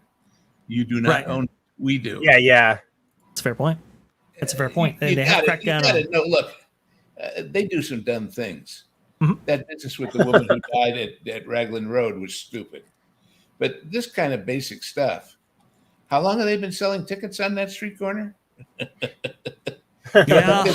You don't think they've had everybody in every scam and every jump over the fence happen at one time or another or twice? Yeah, for real. Yeah, I was just about to say that there was something called ticket sharing at one point, in which people would buy like a 6-day, 7-day, 8-day, multi-day ticket at Disneyland. Daylight come and me one phantasmic. 3 days, 7-day, 8-day bunch. If you really want to go back, buy as part of that multi-day ticket offer, the less each day is. So people would actually buy it, use 4 days on it, let's say, and then sell the rest. Well, now they've attached photos to every single ticket, so in order to mitigate that practice right there. But there's been a lot of shenanigans. You know, my dear old dad tried at used Disney to before. say, locks are for honest people. For every attempt to keep you out, somebody's got a new way to get in, and vice versa. And that's the glory of humanity, you know. So anyway, that's a fair point. Good stuff there, but we'll keep an eye on that story, and if anything develops, if she does file a lawsuit, hey, we are happy to cover it here on that Park Place. I have one observation that isn't necessarily related to her, right? Because you're right. We got to wait and see, blah blah blah. But what really caught my attention about this story was what you and Lou pointed out was the presence of Anaheim police in the park, right? Which is normally they don't do that. Normally they have their security, then they'll like take them, away, and then they'll deal with them elsewhere. So to me, it's very interesting to see that, because over the past few months, as you guys over here at TPP have been covering, we've started to see sort of the best way I can describe it is like a constant and significant breakdown in the magic of the parks, right? Like we've seen there was that infamous video of all the trash being on the ground when the cast member was standing right there.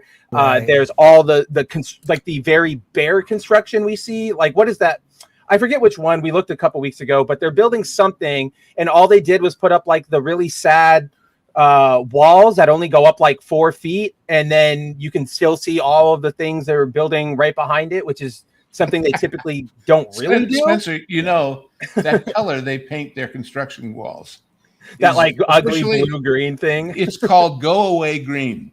And it used to mean it makes the construction just go away from your comprehension. Blends right into the scene. Now it means go away and don't look. Go away. I mean, if that's what they're going for, it's not working anymore. They clearly got to update they got to get that construction on volume. Right. Anyway. Yeah. No, we have noticed, Spencer. But yeah, that's just it's stark to me, because like you guys were saying before I hopped on, this is, and you guys say all the time, this is like the last bastion of profitability for Disney. So absolutely. To see them sort of taking the same lackluster, half-butted approach to their park management as they do to their production, I think that's really telling. Really, really telling. I agree. And apparently Disney understands that, I don't think this tact here is necessarily sustainable.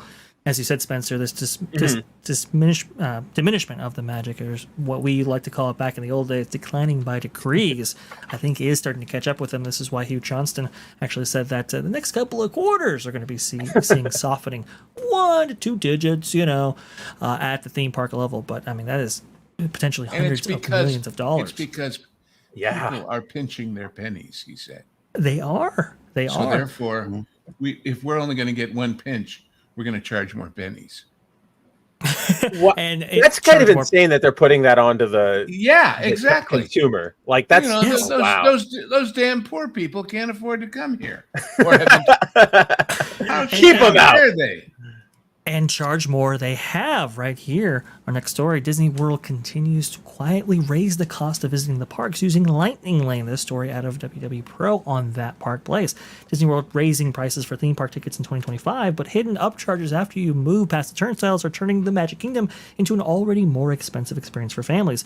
Going to the Walt Disney World Resort is going to cost you at least $10 more in 2025 for your base ticket, and that's something we've known for quite a while. What many families don't contemplate is that Disney has found increasingly genius ways to separate you from your hard-earned dollars once you are inside the parks. One of the methods, Lightning Lanes, just saw another increase in pricing that goes towards making a Disney World vacation significantly more expensive. And you can see right here, listed below is Tron Light Cycle Run at Magic Kingdom, increasing from $20 to $22. Seven Dwarfs Mine Train, 11 Or to a ride that 14. lasts how long? Yes, yeah, Tron, Yeah, less no than a kidding, minute. So, and Seven Dwarfs Mine Train is not much longer, especially if you take out the lift hill portions and so forth. Guardians of the Galaxy Cosmic Rewind from 16 to 19, and Avatar Flight of Passage from 14 to 18. Now, this is very interesting right here because it's not so much the increase in costs, to $1, $2, $3 or whatever. To me, the larger story here is the practices employed by Disney allegedly to elicit more sales. This here by Marvin at that park place. Disney caught inflating Walt Disney World wait times up to 300% to sell more Lightning Lanes. Yeah. So FastPass used to be included in every ticket, and now it is not. It's now separated into multiple tiers like single pass Lightning Lane, multi-pass Lightning Lane, and so forth. Go And ahead, think about it. If you haven't been in 5 years, and now you come and you find out that what used to be pay the price, you get in, you get to do everything. Yeah, there'll be long lines, but it's open to you. And then now you find, they got a deal where you can beat the line. Well, is it worth it to me to pay extra for something that used to be part of the deal? Well, according to yesterday's numbers, it took 45 minutes to an hour to get on that ride. If you paid this money, you'd go run right away, and then you'd have that 45 minutes to do something else with. Well, that kind of makes sense. What if the 45 minutes is what if the 45 minutes is really 30 or 20 or 10 and they lied to you? Well, now that calculation changes. I'm not saying you'll make a different decision. You may still think it's worth it, but at least you would be operating on information that was valid and that was not designed to get you to make that decision in one direction. So, well, let's think about this for a second. Let's break it down here. It takes you tens of thousands of dollars sometimes in order just to get to Orlando, depending on where you're. And when you figure that price, if you're putting it on a credit card, you're paying interest. You're paying interest. That's right. And it's going to cost you even thousands more to stay either on Walt Disney World property or in the surrounding Orlando area. And even when you get into the theme park, you're still paying about $150 per day on average in order to be inside. Let's say Magic Kingdom, for example. That's $150 for you, $150 for your spouse. Correct. How many kids you got? But Did down you bring to Aunt Sally? And down to the individual level. Kids in this economy? For like let's say a 12-hour operating day, let's say 10 to 10, let's say. Yeah. So if you break that down by hour, that's $12.5 per hour that it takes just to even be in there. And if during one of those hours you're having one of those amazingly economically priced and delicious meals, or if for 10 seconds of that hour you bought a plushie. But yeah, well, right, and it just adds up from there. That's 20 I'm just saying it's not just cents. a time per dollar issue; it's a what you do during the time issue. So. Well, yes, that is very true, and that's originally why FastPass was even introduced in the first place, was to elicit more sales and merchandise and food and so forth when people weren't actually spending their time in lines where you couldn't actually sell to them. Makes sense. Now those are upcharges as well, so it's about 20 cents a minute just to be inside one of these parks. So if you are presented with an offer to say, hey, let's go ahead and skip these lines, or maybe even buy into these virtual queues and so forth, these single pass Lightning Lanes in order to even board these attractions, well, that now becomes far more attractive because you've already invested so much to begin with. Time is the real resource, not necessarily money for a lot of people. But in order to elicit more sales, these wait times, well, they're provided by Disney. You're kind of trusting them in order to make maybe some purchasing decisions. Disney knows this, and well, let's see if anything's been done about it. Joshua Harris here, a great Walt Disney World historian, did a quick visit to all Walt Disney World parks yesterday, and here are a few examples of inflated wait times thanks to upselling Lightning Lane.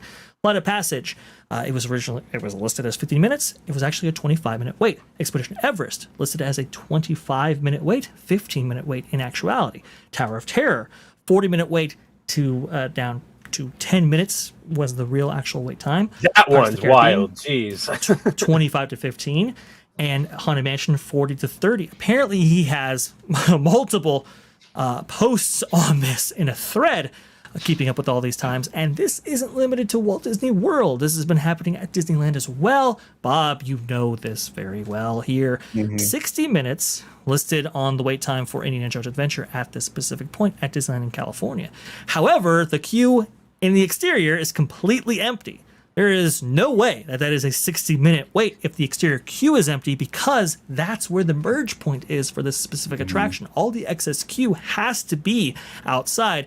And if they're only waiting inside the temple itself, that means you're talking anywhere between 15 to 25 minutes. Am I mistaken, Bob? Yeah. Or is that about right? So I'm laughing at this because I actually saw this. I think it was a couple weeks ago when I was at the park, and it said it was 60-minute wait. And I looked and I'm like, but there's no line outside. How can it be a 60-minute wait? That's crazy.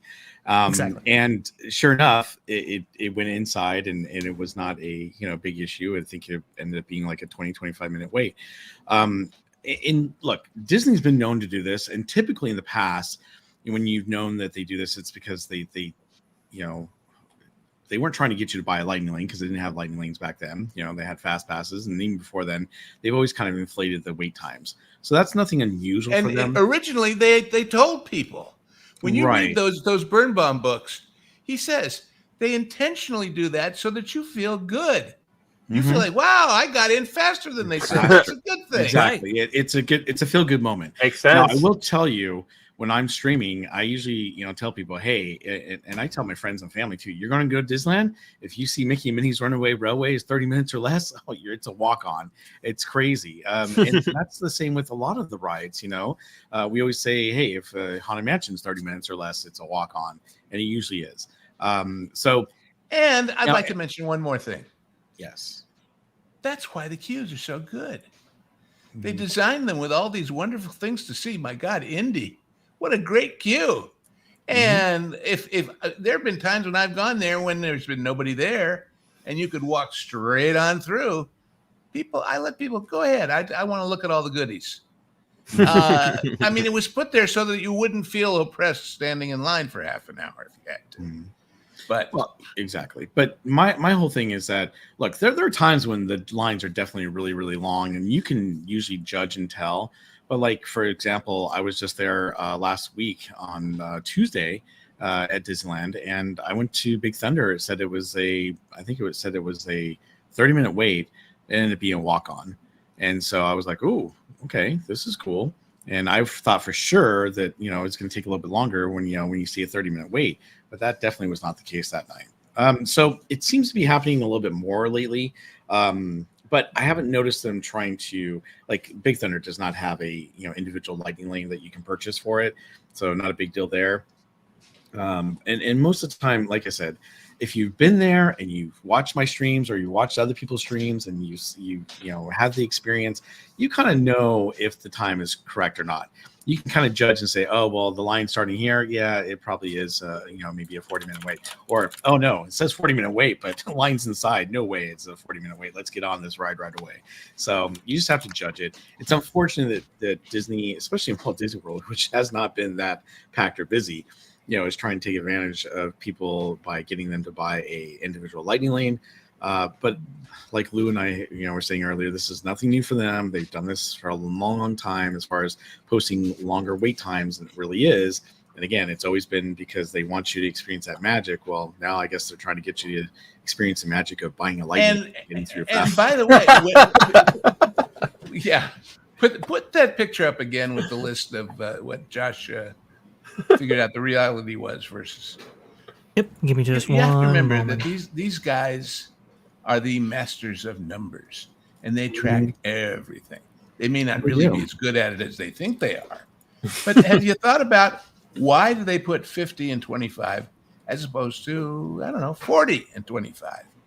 Because they've tried 40, they've tried 50, they've tried 60, and they found out 50 works best to sell what they're selling. That's how engineered all this stuff is. You know, They may not be right, they may not get it right, but they try real hard, and they don't just pick a number out of a hat. They test. I am so glad you brought that up. I'm sorry to interrupt you there, but I am so glad you brought that up because I just got permission. I literally just got permission just now to share this info. I've been with a contact here for a little while now, and he on Twitter. It's at fried rich CW Chris W, and he has contacted me and said, "Hey, look, listen, Lou, you're exactly right. They don't pick these numbers out of a hat. They're very calculated in how they actually set these numbers, and this is a guy who has actually tracked the wait times, the listed wait times." And also Lightning Lane and so forth for a while now. He apparently got access or has been tracking it to the degree that he's now accrued about 40,000 entries on Rise of the Resistance at Disneyland, for example. This is a particular case here, which is just, I mean, I look at this and my mind is absolutely blown. So you can actually see this graphed out right here. You notice this kind of bimodal pattern that you see on your screen right now.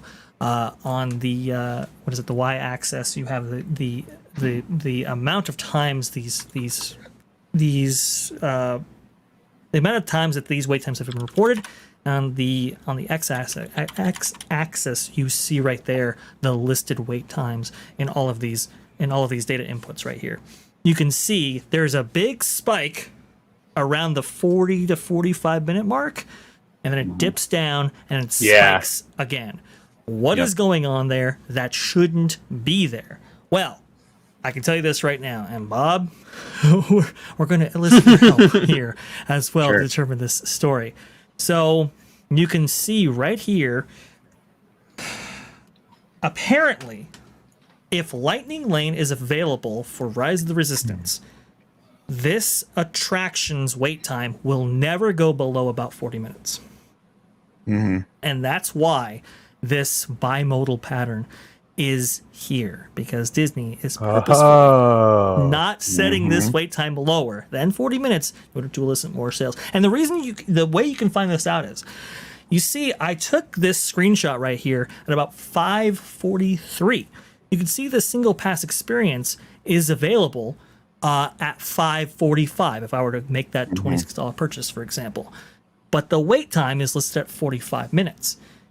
From what I am told, if I were to go to that attraction at the time that this screenshot was actually taken, I'd find that the attraction's queue be no longer than 10 to 15 minutes. Yeah. So good point. I noticed this as well.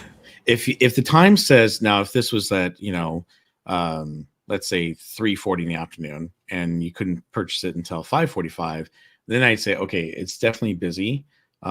Because if it's offered right away, it really makes you question the whole 45-minute thing. Really? Is it really 45 minutes?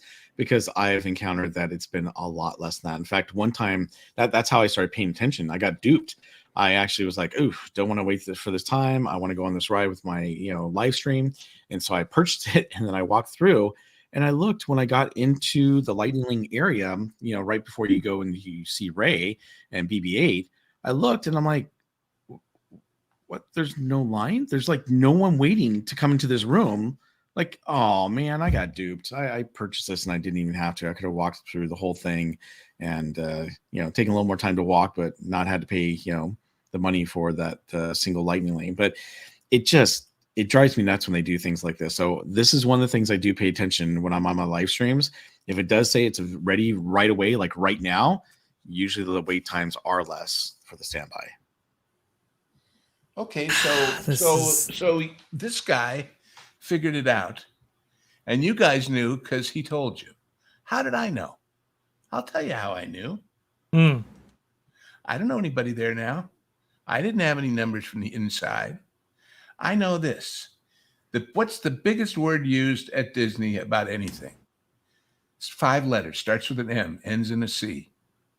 Magic. Anybody here ever been to a magic show?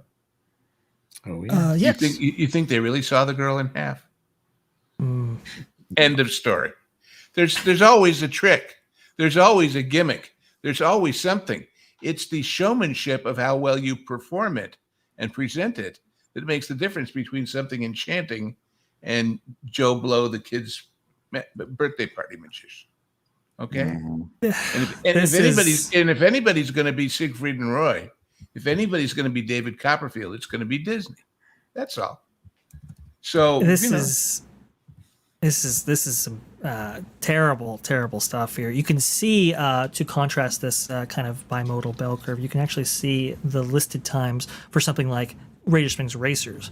You can see how it's a bell curve that you would quite expect if these wait times weren't necessarily being influenced in any way. I'll put it that way.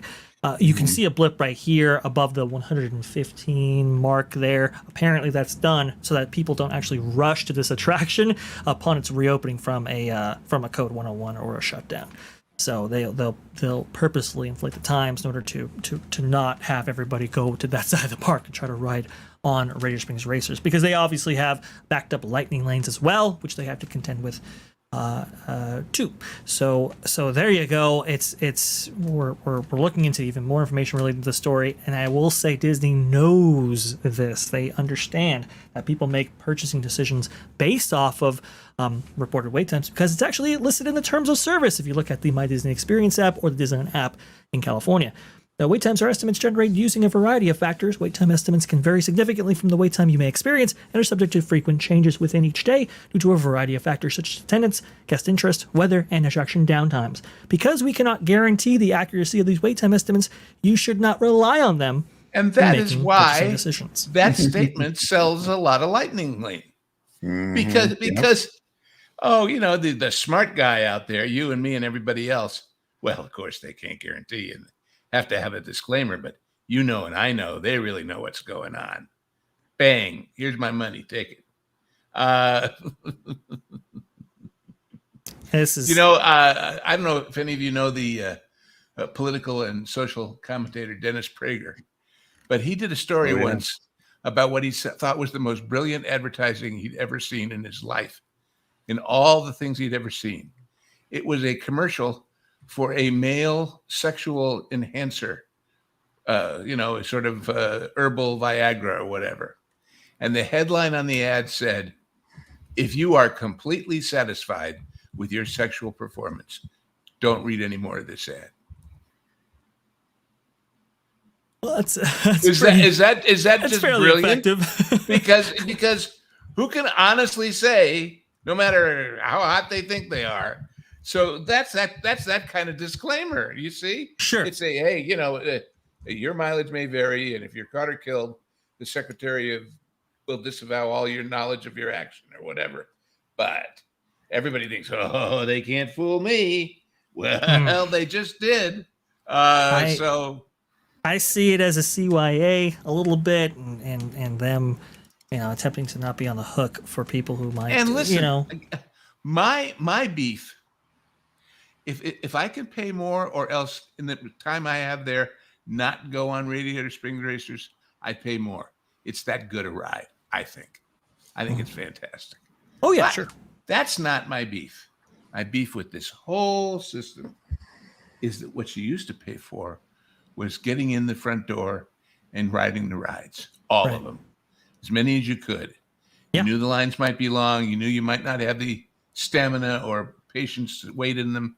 You knew you might do 3 of the 5 you really wanted to do. You knew when you ate that it was going to be more expensive than the Denny's across the street. But that was the given. That was what you paid for.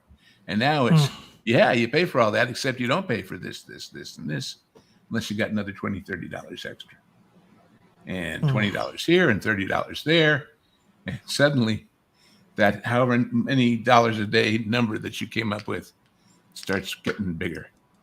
In fact, didn't we see a survey here a few weeks ago where it was the one where the headline was X number of people go into debt to take their Disney vacation. Well, hell, all you got to do is put your gas to get there on the credit card and you've gone into debt. Technically. That didn't blow me away. What blew me away was the number one thing people cited that they did not expect was food, even cheap food, being $1, $2, $3 more.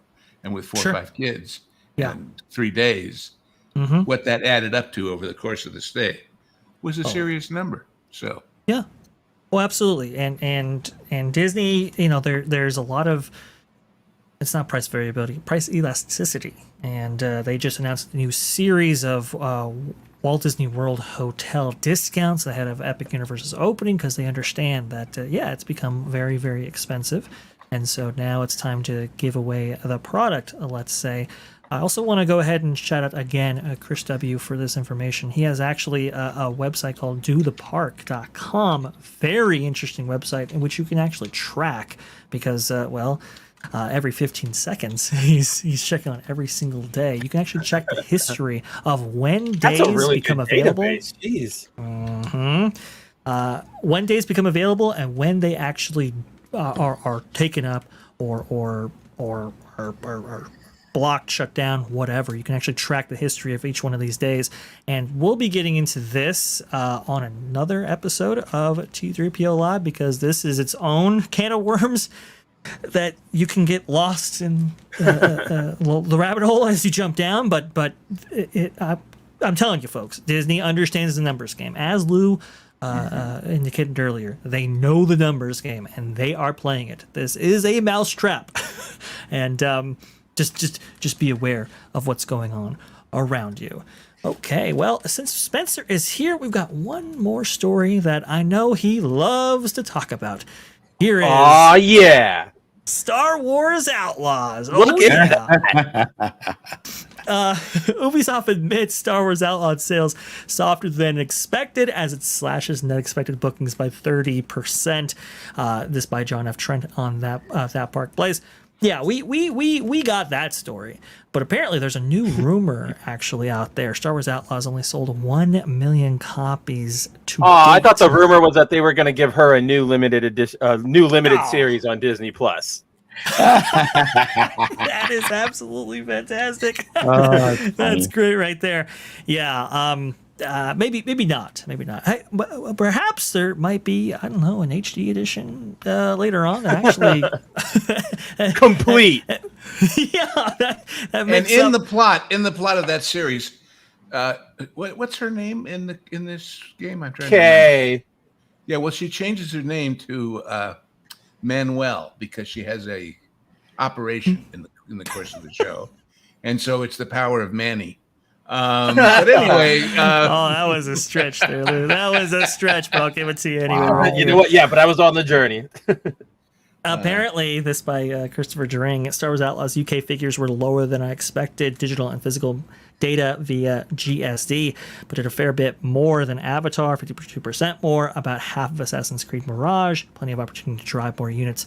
This one head into Q4. Let's see here. It also clearly significantly lower than how many in our were audience, expecting. show of hands, have ever been in sales? If Me. you haven't, let me translate it for you. Plenty of opportunity to drive more units means we didn't sell enough, guys. Please Yeah. sell Oh, yeah. more. My job is on the exactly. line. We got lots of opportunity to drive more units. Oh boy, yeah, So- drive this unit. Spencer, I wanted to ask you here. A million copies sold. So what? The average of these games now, I want to say like $100 nowadays. If you add in like the deluxe editions and all of that. So what? This is about $100 million in sales. Pretty low for a game that's suspected to be anywhere between $200 to $300 million in production, right? Yeah, it really is. Spencer? Disney, everybody. Oh no, that's insanely low, and that's just talking bare production costs. Well, that's not even getting into the insane marketing that we've seen. Remember, they I haven't seen this in years, but they did the whole let's fly out a bunch of influencers from across the world to Disneyland and to our studios and give them all the treats. Like they did that for this game, and this is still what's happening. Yeah, that's so wild. That's so crazy. It didn't move a lot of units. Clearly, you have Ubisoft executives kind of saying, "Yeah, we're going to have to adjust our targets here because we didn't necessarily hit any of our metrics." Then Ubisoft's stock has apparently tanked, not just because of Star Wars Outlaws, which was a big reason for it, I'm sure, but also too what's been going on with the next Assassin's Creed game. Boy, oh boy, we're in a world of hurt. Well, look, I don't claim to be a Star Wars expert or even much of a fan anymore. Neither does Disney. But I do, well, okay. But I do know this. If you can't make movies that'll save a movie franchise, a video game ain't going to do it. Right. Because when they say we expected to move more, what do they base that expectation on? It's on the estimation of how popular the franchise is, right? Gee, there's still a bunch of Star Wars fans out there who will play the game. Surprise, they killed them off with the bad movies and TV shows. Yeah, like this is the end result of that brand being completely just shoved into the dirt. Yes. Correct. Oh, yeah, absolutely. Correct. Bob? Well, I'll tell you, Lou. So one of the things, I'm an avid gamer myself, and I love playing Xbox and PlayStation, PC, all those games, consoles, whatnot. But the thing is that I was thinking about getting it because I love most of the Star Wars games. Ubisoft usually is a very reliable, developer. But then I was kind of like, you know what? Star Wars hasn't been doing that great, and I don't know what they're going to do with this one, and I haven't heard a whole lot about it. And then Ubisoft, last couple games were just okay with them, and they're charging $120 for the ultimate version or whatever. I was like, I'm going to hold off on this one. And then I watched that game place. Hey, you ever heard of that place? That's pretty cool to go to. And after watching their stream, I was like, yeah, I think I'm going to hold off on buying this. I'll just wait for more reviews to come out. And as I started watching the reviews, I went, man, I made a good call on not buying that game. I'll just wait till it goes really, really cheap before I, try it, if I decide to try it. But it's so disappointing because you have a franchise I used to love, and you have a game company that I really do like typically, and both of them have just gone down the shooter. Well, and, it's funny when you talk about reading the reviews to decide and thinking, well, maybe not. There is a marvelous, wonderful French movie called Le Bon Année, which means the Happy New Year, with Lina Ventura as a kind of a rough, tough robber. And he's going to rob the Van Cleef & Arpels jewelry store in Cannes. And next door to the store, there's a little furniture shop. And he falls in love with the lady that owns the furniture shop. And she thinks he's great while he's there casing the joint, setting up the robbery, right? So she invites him to her house for dinner with all of her friends. And all of her friends are these young punks. They're these, pixie dusters of the art and fashion world, right? And she's at one end of the table, he's at the other, and there's about 8 or 9 of these young French guys in tuxedos, and they're talking about the movies. And one of the guys says, "Did you hear about this new movie?" And they mention it. And he says, "No." And they say, "Well, did you read the reviews?" He says, "No." He says, "Don't you read reviews? How do you choose a film?" And he looks past them, straight down the table, into her eyes, and says, "The same way I choose women, I take risks." And gets up and walks away. Well, I mean, that's what I'm not faulting you for not taking the risk. I'm just saying the world has changed to the point where even, and when did it change? When suddenly that was $100 game and not a $25 game. Oh, yeah, sure. Yeah. You see what I mean? And why is it a $100 game? Because we're paying all these punks at that table to read the reviews of the other games to make theirs like the reviews of the ones that have reviews. It's screwed is what it is. And I spend once a month, at least, I'll go on Steam and I'll look around for something new. I haven't bought one in 8 months, and it wasn't good. Okay, so it's. Yeah. I'd love to be playing. I'm so retro. You'll be shocked, or maybe you won't. You know me. Civilization 4 is my game. Not 5, not 6. I see they're coming out with 7. I didn't like the later ones. So when I go looking for something that's going to give me that, and I've been playing it for years, and I still get satisfaction. Genius of that game, by the way, is the map's never the same. Never. It generates new maps, which changes the whole perspective of how you play the game. As far as it's not just about get your army and go kill the other guy. It's about expand into areas where you deny the other guy resources. Right. You know, and so it always for me, that's interesting. For me, that's fun. Would I like one that had fancier graphics and more goodies? Sure. But so far, they haven't made one, as far as I can tell. Hey, I'm a Skyrim guy myself. Still play it today. That game came out November 11th of 2011. So that's okay. You're still playing it. They're still releasing it. You'll get a new edition in like 3 days. Yes. Yeah, exactly. I can't wait to play it on my fridge. That's I look forward to that day. In 90 years, we can play it on our dialysis machine. No! You have to buy the deluxe edition that synchronizes your heartbeat. Yeah, that's right. I got to get my Bethesda Plus account. Bethesda Plus. I was Bob. Were you shocked, by the way, at the parks that we didn't get any Acolyte merch almost at all? I mean, they have released all kinds of stuff. Yeah, you know, the Acolyte, it bombed so bad. I didn't expect them. It's kind of like know in advance that these things are going to die. And the eternal proof I give you from recent memory, did you see any indie meet and greet, anything at the parks? No. But the thing is, I look at this. Remember when Mandalorian came out? Mandalorian, Grogu was so popular, they couldn't even get merchandise out, right away. And that's true. I think the same thing. They were waiting to see what was going to happen, and it really didn't happen. So they didn't have a whole lot out there because they only put a few things out. And then when it becomes popular, that's when you start seeing things all throughout the park and on the Disney store. But yeah, this thing sucks. But I mean, I sat there thinking at least they'll put the new characters from the new indie movie into the stunt show thing at the studio. But no. And I'm going, that's something that takes 3 months, 4 months to cast and plan and write and implement into the show. The fact they didn't do it means they knew 3 and 4 months before that movie came out. At least the parks and entertainment divisions did, if the movie division didn't, that it was going to be a stinker.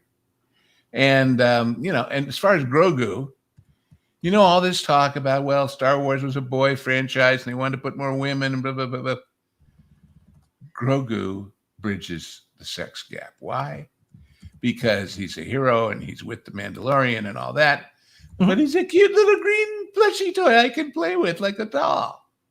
Oh, he's so cute.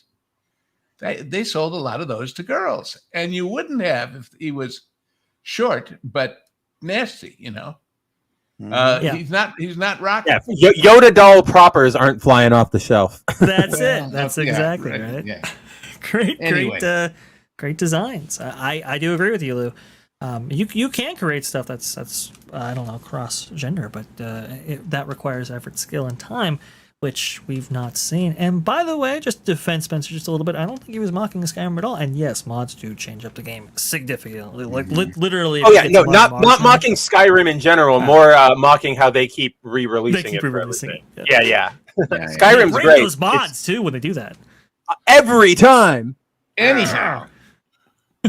Sorry. We've been rattling on now for what? Couple hours? Well, and let's go ahead and round out the show right here. We have one more super chat. This from Ryan Matheson 199. Thank you so much. Let's play Civilization 4 on Steam. Lou, that would be an interesting idea. Sure. Oh, I like that. I like that a lot. Oh, we have a couple more. Instead of genre guys, we got gamer guys. Let's go. Oh God. Gamer guys. I love that. When you guys see the new genre guys that we did last night, Lauren decided to dress up as the titular character of the movie. We had no idea he was doing this. Wow. We crank it up and hey, good evening, everybody, and you see Lauren sitting there in full costume, for God's sakes. That's so amazing. Now you'll be happy to know the movie was not Showgirls, but yeah. Well, now I gotta see that. Well, I guess it'll be up in a day or two. But shall I tell you what movie it was? Do you know? I know, but Lou, why don't you go ahead and inform everybody let's find movie it was. Get your Stratocaster going and find a picture. Yep. Let's see right here. I believe this is the one. It was the original right here. We have The Many Adventures of Robin Hood, 1938. And he had the hat and the whole. Oh, beautiful! That's awesome. Anyway, right there. But then cannot wait. See, when you talk about quirky, people think quirky is only modern movies. I want to remind you guys of something. The guy that wrote the music for this, Eric Wolfgang Korngold, who was a child prodigy composer in Austria, who wrote operas and symphonies, and escaped the Nazis, came to America, and his buddies got him a job doing this movie. And he went on to be the swashbuckler king of all of the movie scores. I think better than Max Steiner and Newman and all the rest. And he did a movie called The Seahawk. I don't know if you've ever seen The Seahawk. The Seahawk is a fictionalized version of the Spanish Armada and Francis Drake. Okay? So in the movie, Captain Thorpe, which is Errol, and his men are captured by the evil Spanish and are locked up in chains in a galley boat. And in the middle of the night, they find a way to open the chain, and they're gonna escape. Now, this is not the climax of the movie. The movie still has to have the whole Spanish Armada battle and the Queen giving him an award and all the rest of it. Mm-hmm. But suddenly, here's all these greasy guys who have been locked in chains in the moonlight, and they slip the chains, and they get ready, and they're in a Spanish port, and they're gonna steal the boat and sail it back to England, okay? And suddenly you hear them yell, "Slack away your true lines! Cast off on the bow!" And the music comes to a swell, and they start singing. It's an opera chorus about strike with the oars, straight for the shores of Dover, head for the sea, heartache will soon be over. And you're going, it's a male choir, and they're sailing away. And it's not even the end of the movie. And you're going, on what planet did Warner Brothers make this movie in 1936? But they did. So, we think of all of our modern guys as the innovators and the guys who are willing to take risks. Well, they did that back then too. And they took the risks of not doing what they were going to do. You know who originally was going to be Robin Hood? Jimmy Cagney. Ooh. Wouldn't that have been just dreadfully bad? Yeah, I don't know. Where was the decision in even putting him in the running? He works there. You have to remember, old Hollywood. That's all it takes. Everybody was on salary. You went on the next picture that opened up. That's how you're on contract for multiple pictures. Michael Curtiz, a guy from Hungary, directs this movie, but he also directed Casablanca, and he also directed cavalry pictures. In fact, he and Errol Flynn got in a big fight on this movie because before this, Curtiz had done The Charge of the Light Brigade, and 25 horses died on the set. And Flynn was a major animal rights kind of guy and was appalled. And actually, Flynn and other people went to Congress and got a law passed to protect the horses on movie sets. Right. So, anyway. We're going to have to talk about that then. Anyway. With Lou and you. It's a great movie, but when you see Lorne with his... And the reason is, he'll tell the story. I don't want to upstage his story. But it's a great story, and it shows you... it was... When he was in elementary school, they used to have the period after lunch when you came back in from the play yard and everything was a quiet time to get you back into studying for the afternoon. So they had a period of 45 minutes of reader time where you brought a book from home and you read quietly. And his favorite book was Robin Hood. But in the original version that he read, because there's lots of versions of the story, but there was a guy named Howard Fast who was a writer and an illustrator, and he painted these wonderful. He did Robin Hood, and he did Treasure Island, and he did King Arthur, and everything. Anyway, in that version, Robin dies at the end. And Lawrence said he was there in school, in elementary school, crying his eyes out because he loved Robin Hood so much. That's how important that story was to him as a kid. And all these years later, here he is, happy, willing, and able to, without prompting, dress up like that for a TV show on this crazy channel, or these crazy channels, I should say. So it just shows you the power of great storytelling. So you're telling me Lauren would be super in for a modern audience reboot of Robin Hood, where everybody was race swapped and they totally undid everything. Well, we right? talked about that because we talked about all the other Robin Hood movies, and remember the Kevin Costner one, where they got Morgan Freeman in, and it worked because they weren't pushing. Oh yeah, see, there were black people there. It was historically accurate, but it was there to give you an outsider's view of that society. It wasn't there to sell a political message. Like Achu. Yeah, there you go. And anyway, and then Tommy, he came up with, there's apparently some cartoon up in Canada called Rocket Robin Hood. It was a sci-fi version of Robin Hood. I'd never heard of it. Have you ever heard of it, any of you? Never heard of that, but I'm kind of interested. Well, it looked. We found a still from it, and it looked kind of like fun. But it just goes to show you, when you have a good story, and you have talented people telling it, like the story of Indiana Jones, like the story of Pirates of the Caribbean, like the story of the Haunted Mansion, like all of these wonderful stories that are in that place, in those places, waiting for people. And the people who wrote them said, well, I'd like to make some money from it, of course, but I didn't write the story so I could alter the wait times in order to sell more extra tickets. They call themselves storytellers, and yet they don't produce good stories. Well, see, and again, Vash, remember one of my many axioms, which is nobody sets out to make something bad. You see some of these things, and you think, how could they not know that wasn't going to work? But somehow, so it's not a question of telling bad stories or good stories. It's a question of putting people in charge who know what a good story is and why a bad story isn't. It's so true. So it's so true. But they don't want any of us in charge because we're all chuds. Yeah, exactly. Speak for yourself, young man. Anyway, no, that's fair. That's fair. Ryan Matheson. He's got a career. Ryan Matheson with 199. Thank you so much, Ryan. Only the IRS treats low and mid class worse than Disney. Yeah, I know. It is wild. If and you know why, wrong, Ryan?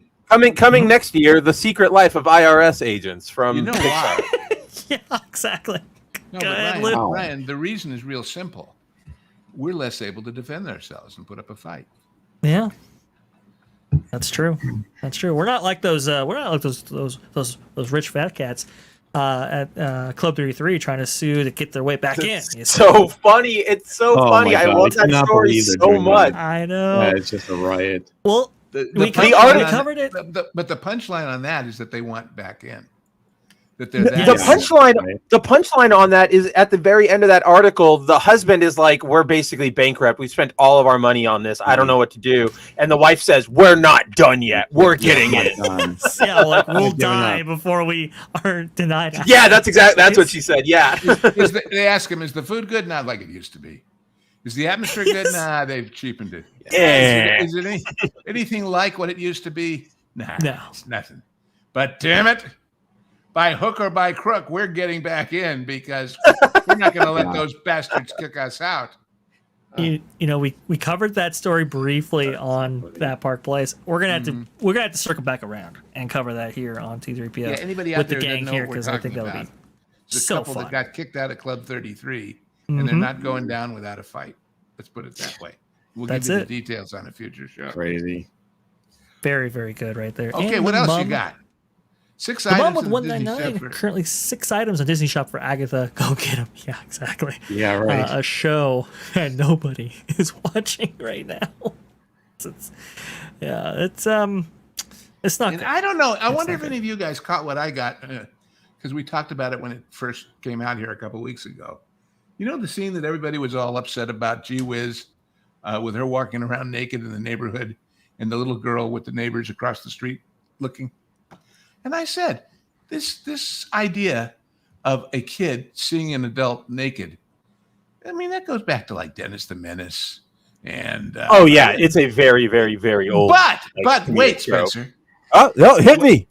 What isn't the same is that it was a little girl of teen years seeing a naked woman and being in an interested way embarrassed. In other words, when it's a little boy and the girl's towel drops, it's a giggle. When it's a little boy and the lifeguard lady bounces as she runs across the beach, that's okay. But the other way, that's where they broke the line. I disagree. I still think it's just normal. Like I saw that scene and I was like, we've seen this joke forever.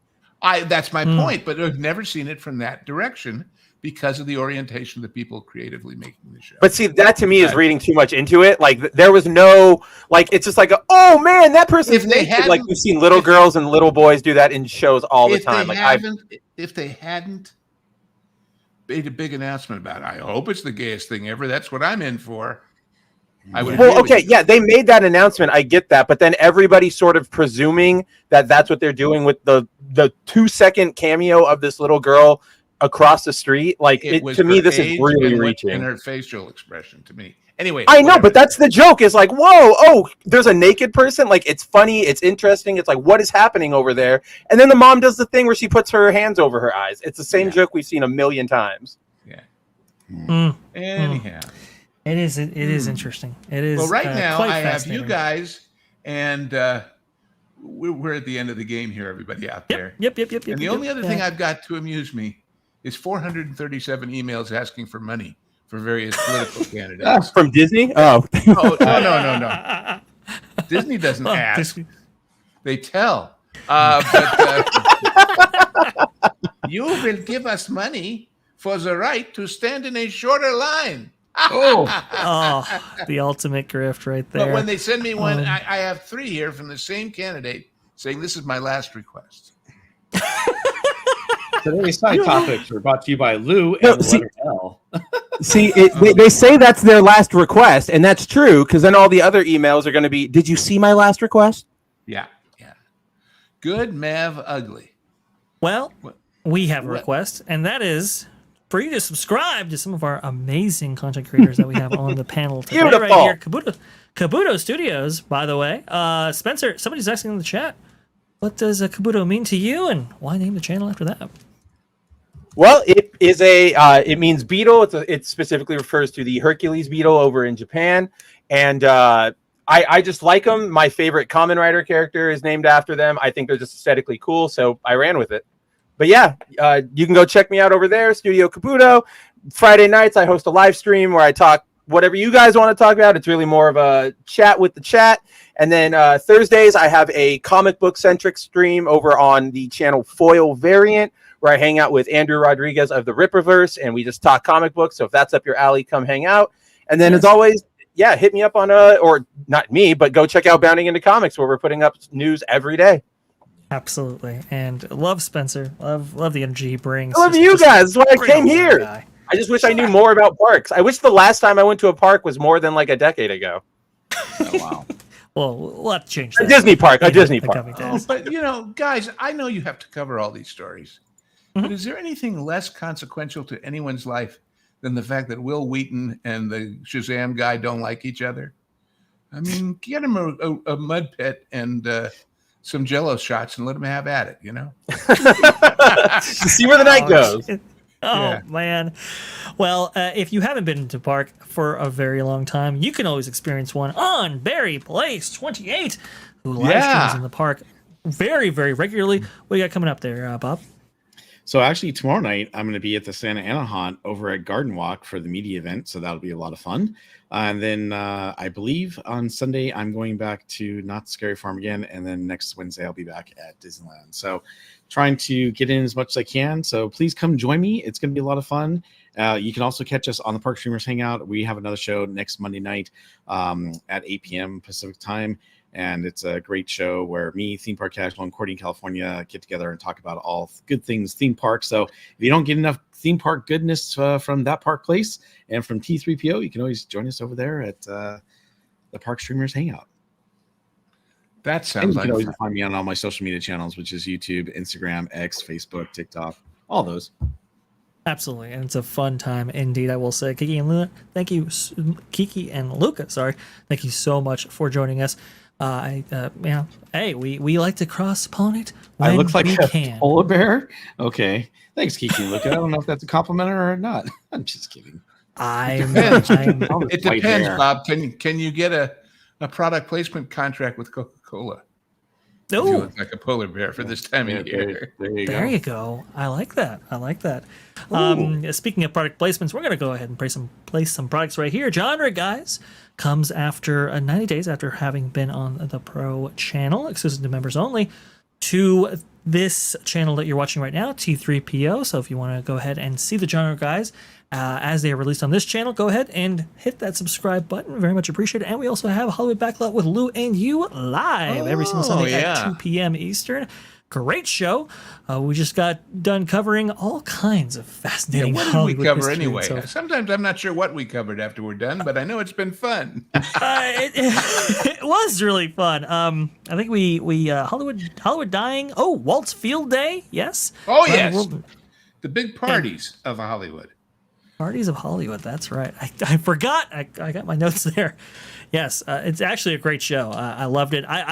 We always have a lot of fun doing them, but I think the viewers love them as well. So please go ahead, hit that subscribe button right there. Turn those bell notifications on in order to be notified whenever we go live, whether it be Hollywood Backlot with Lou and you or T3PO Live. Very much appreciated. And we always have that email right there. You can email us questions for Hollywood Backlot at t3ponline@yahoo.com. Very much appreciate everybody joining us today. A whole lot of fun with these excellent panelists right here. And we will see you later. Thanks, guys. Oh, you're going to be redirected to Mr. H. Don't touch that dial. Very much appreciated. Bye-bye. Bye. Good night, everybody.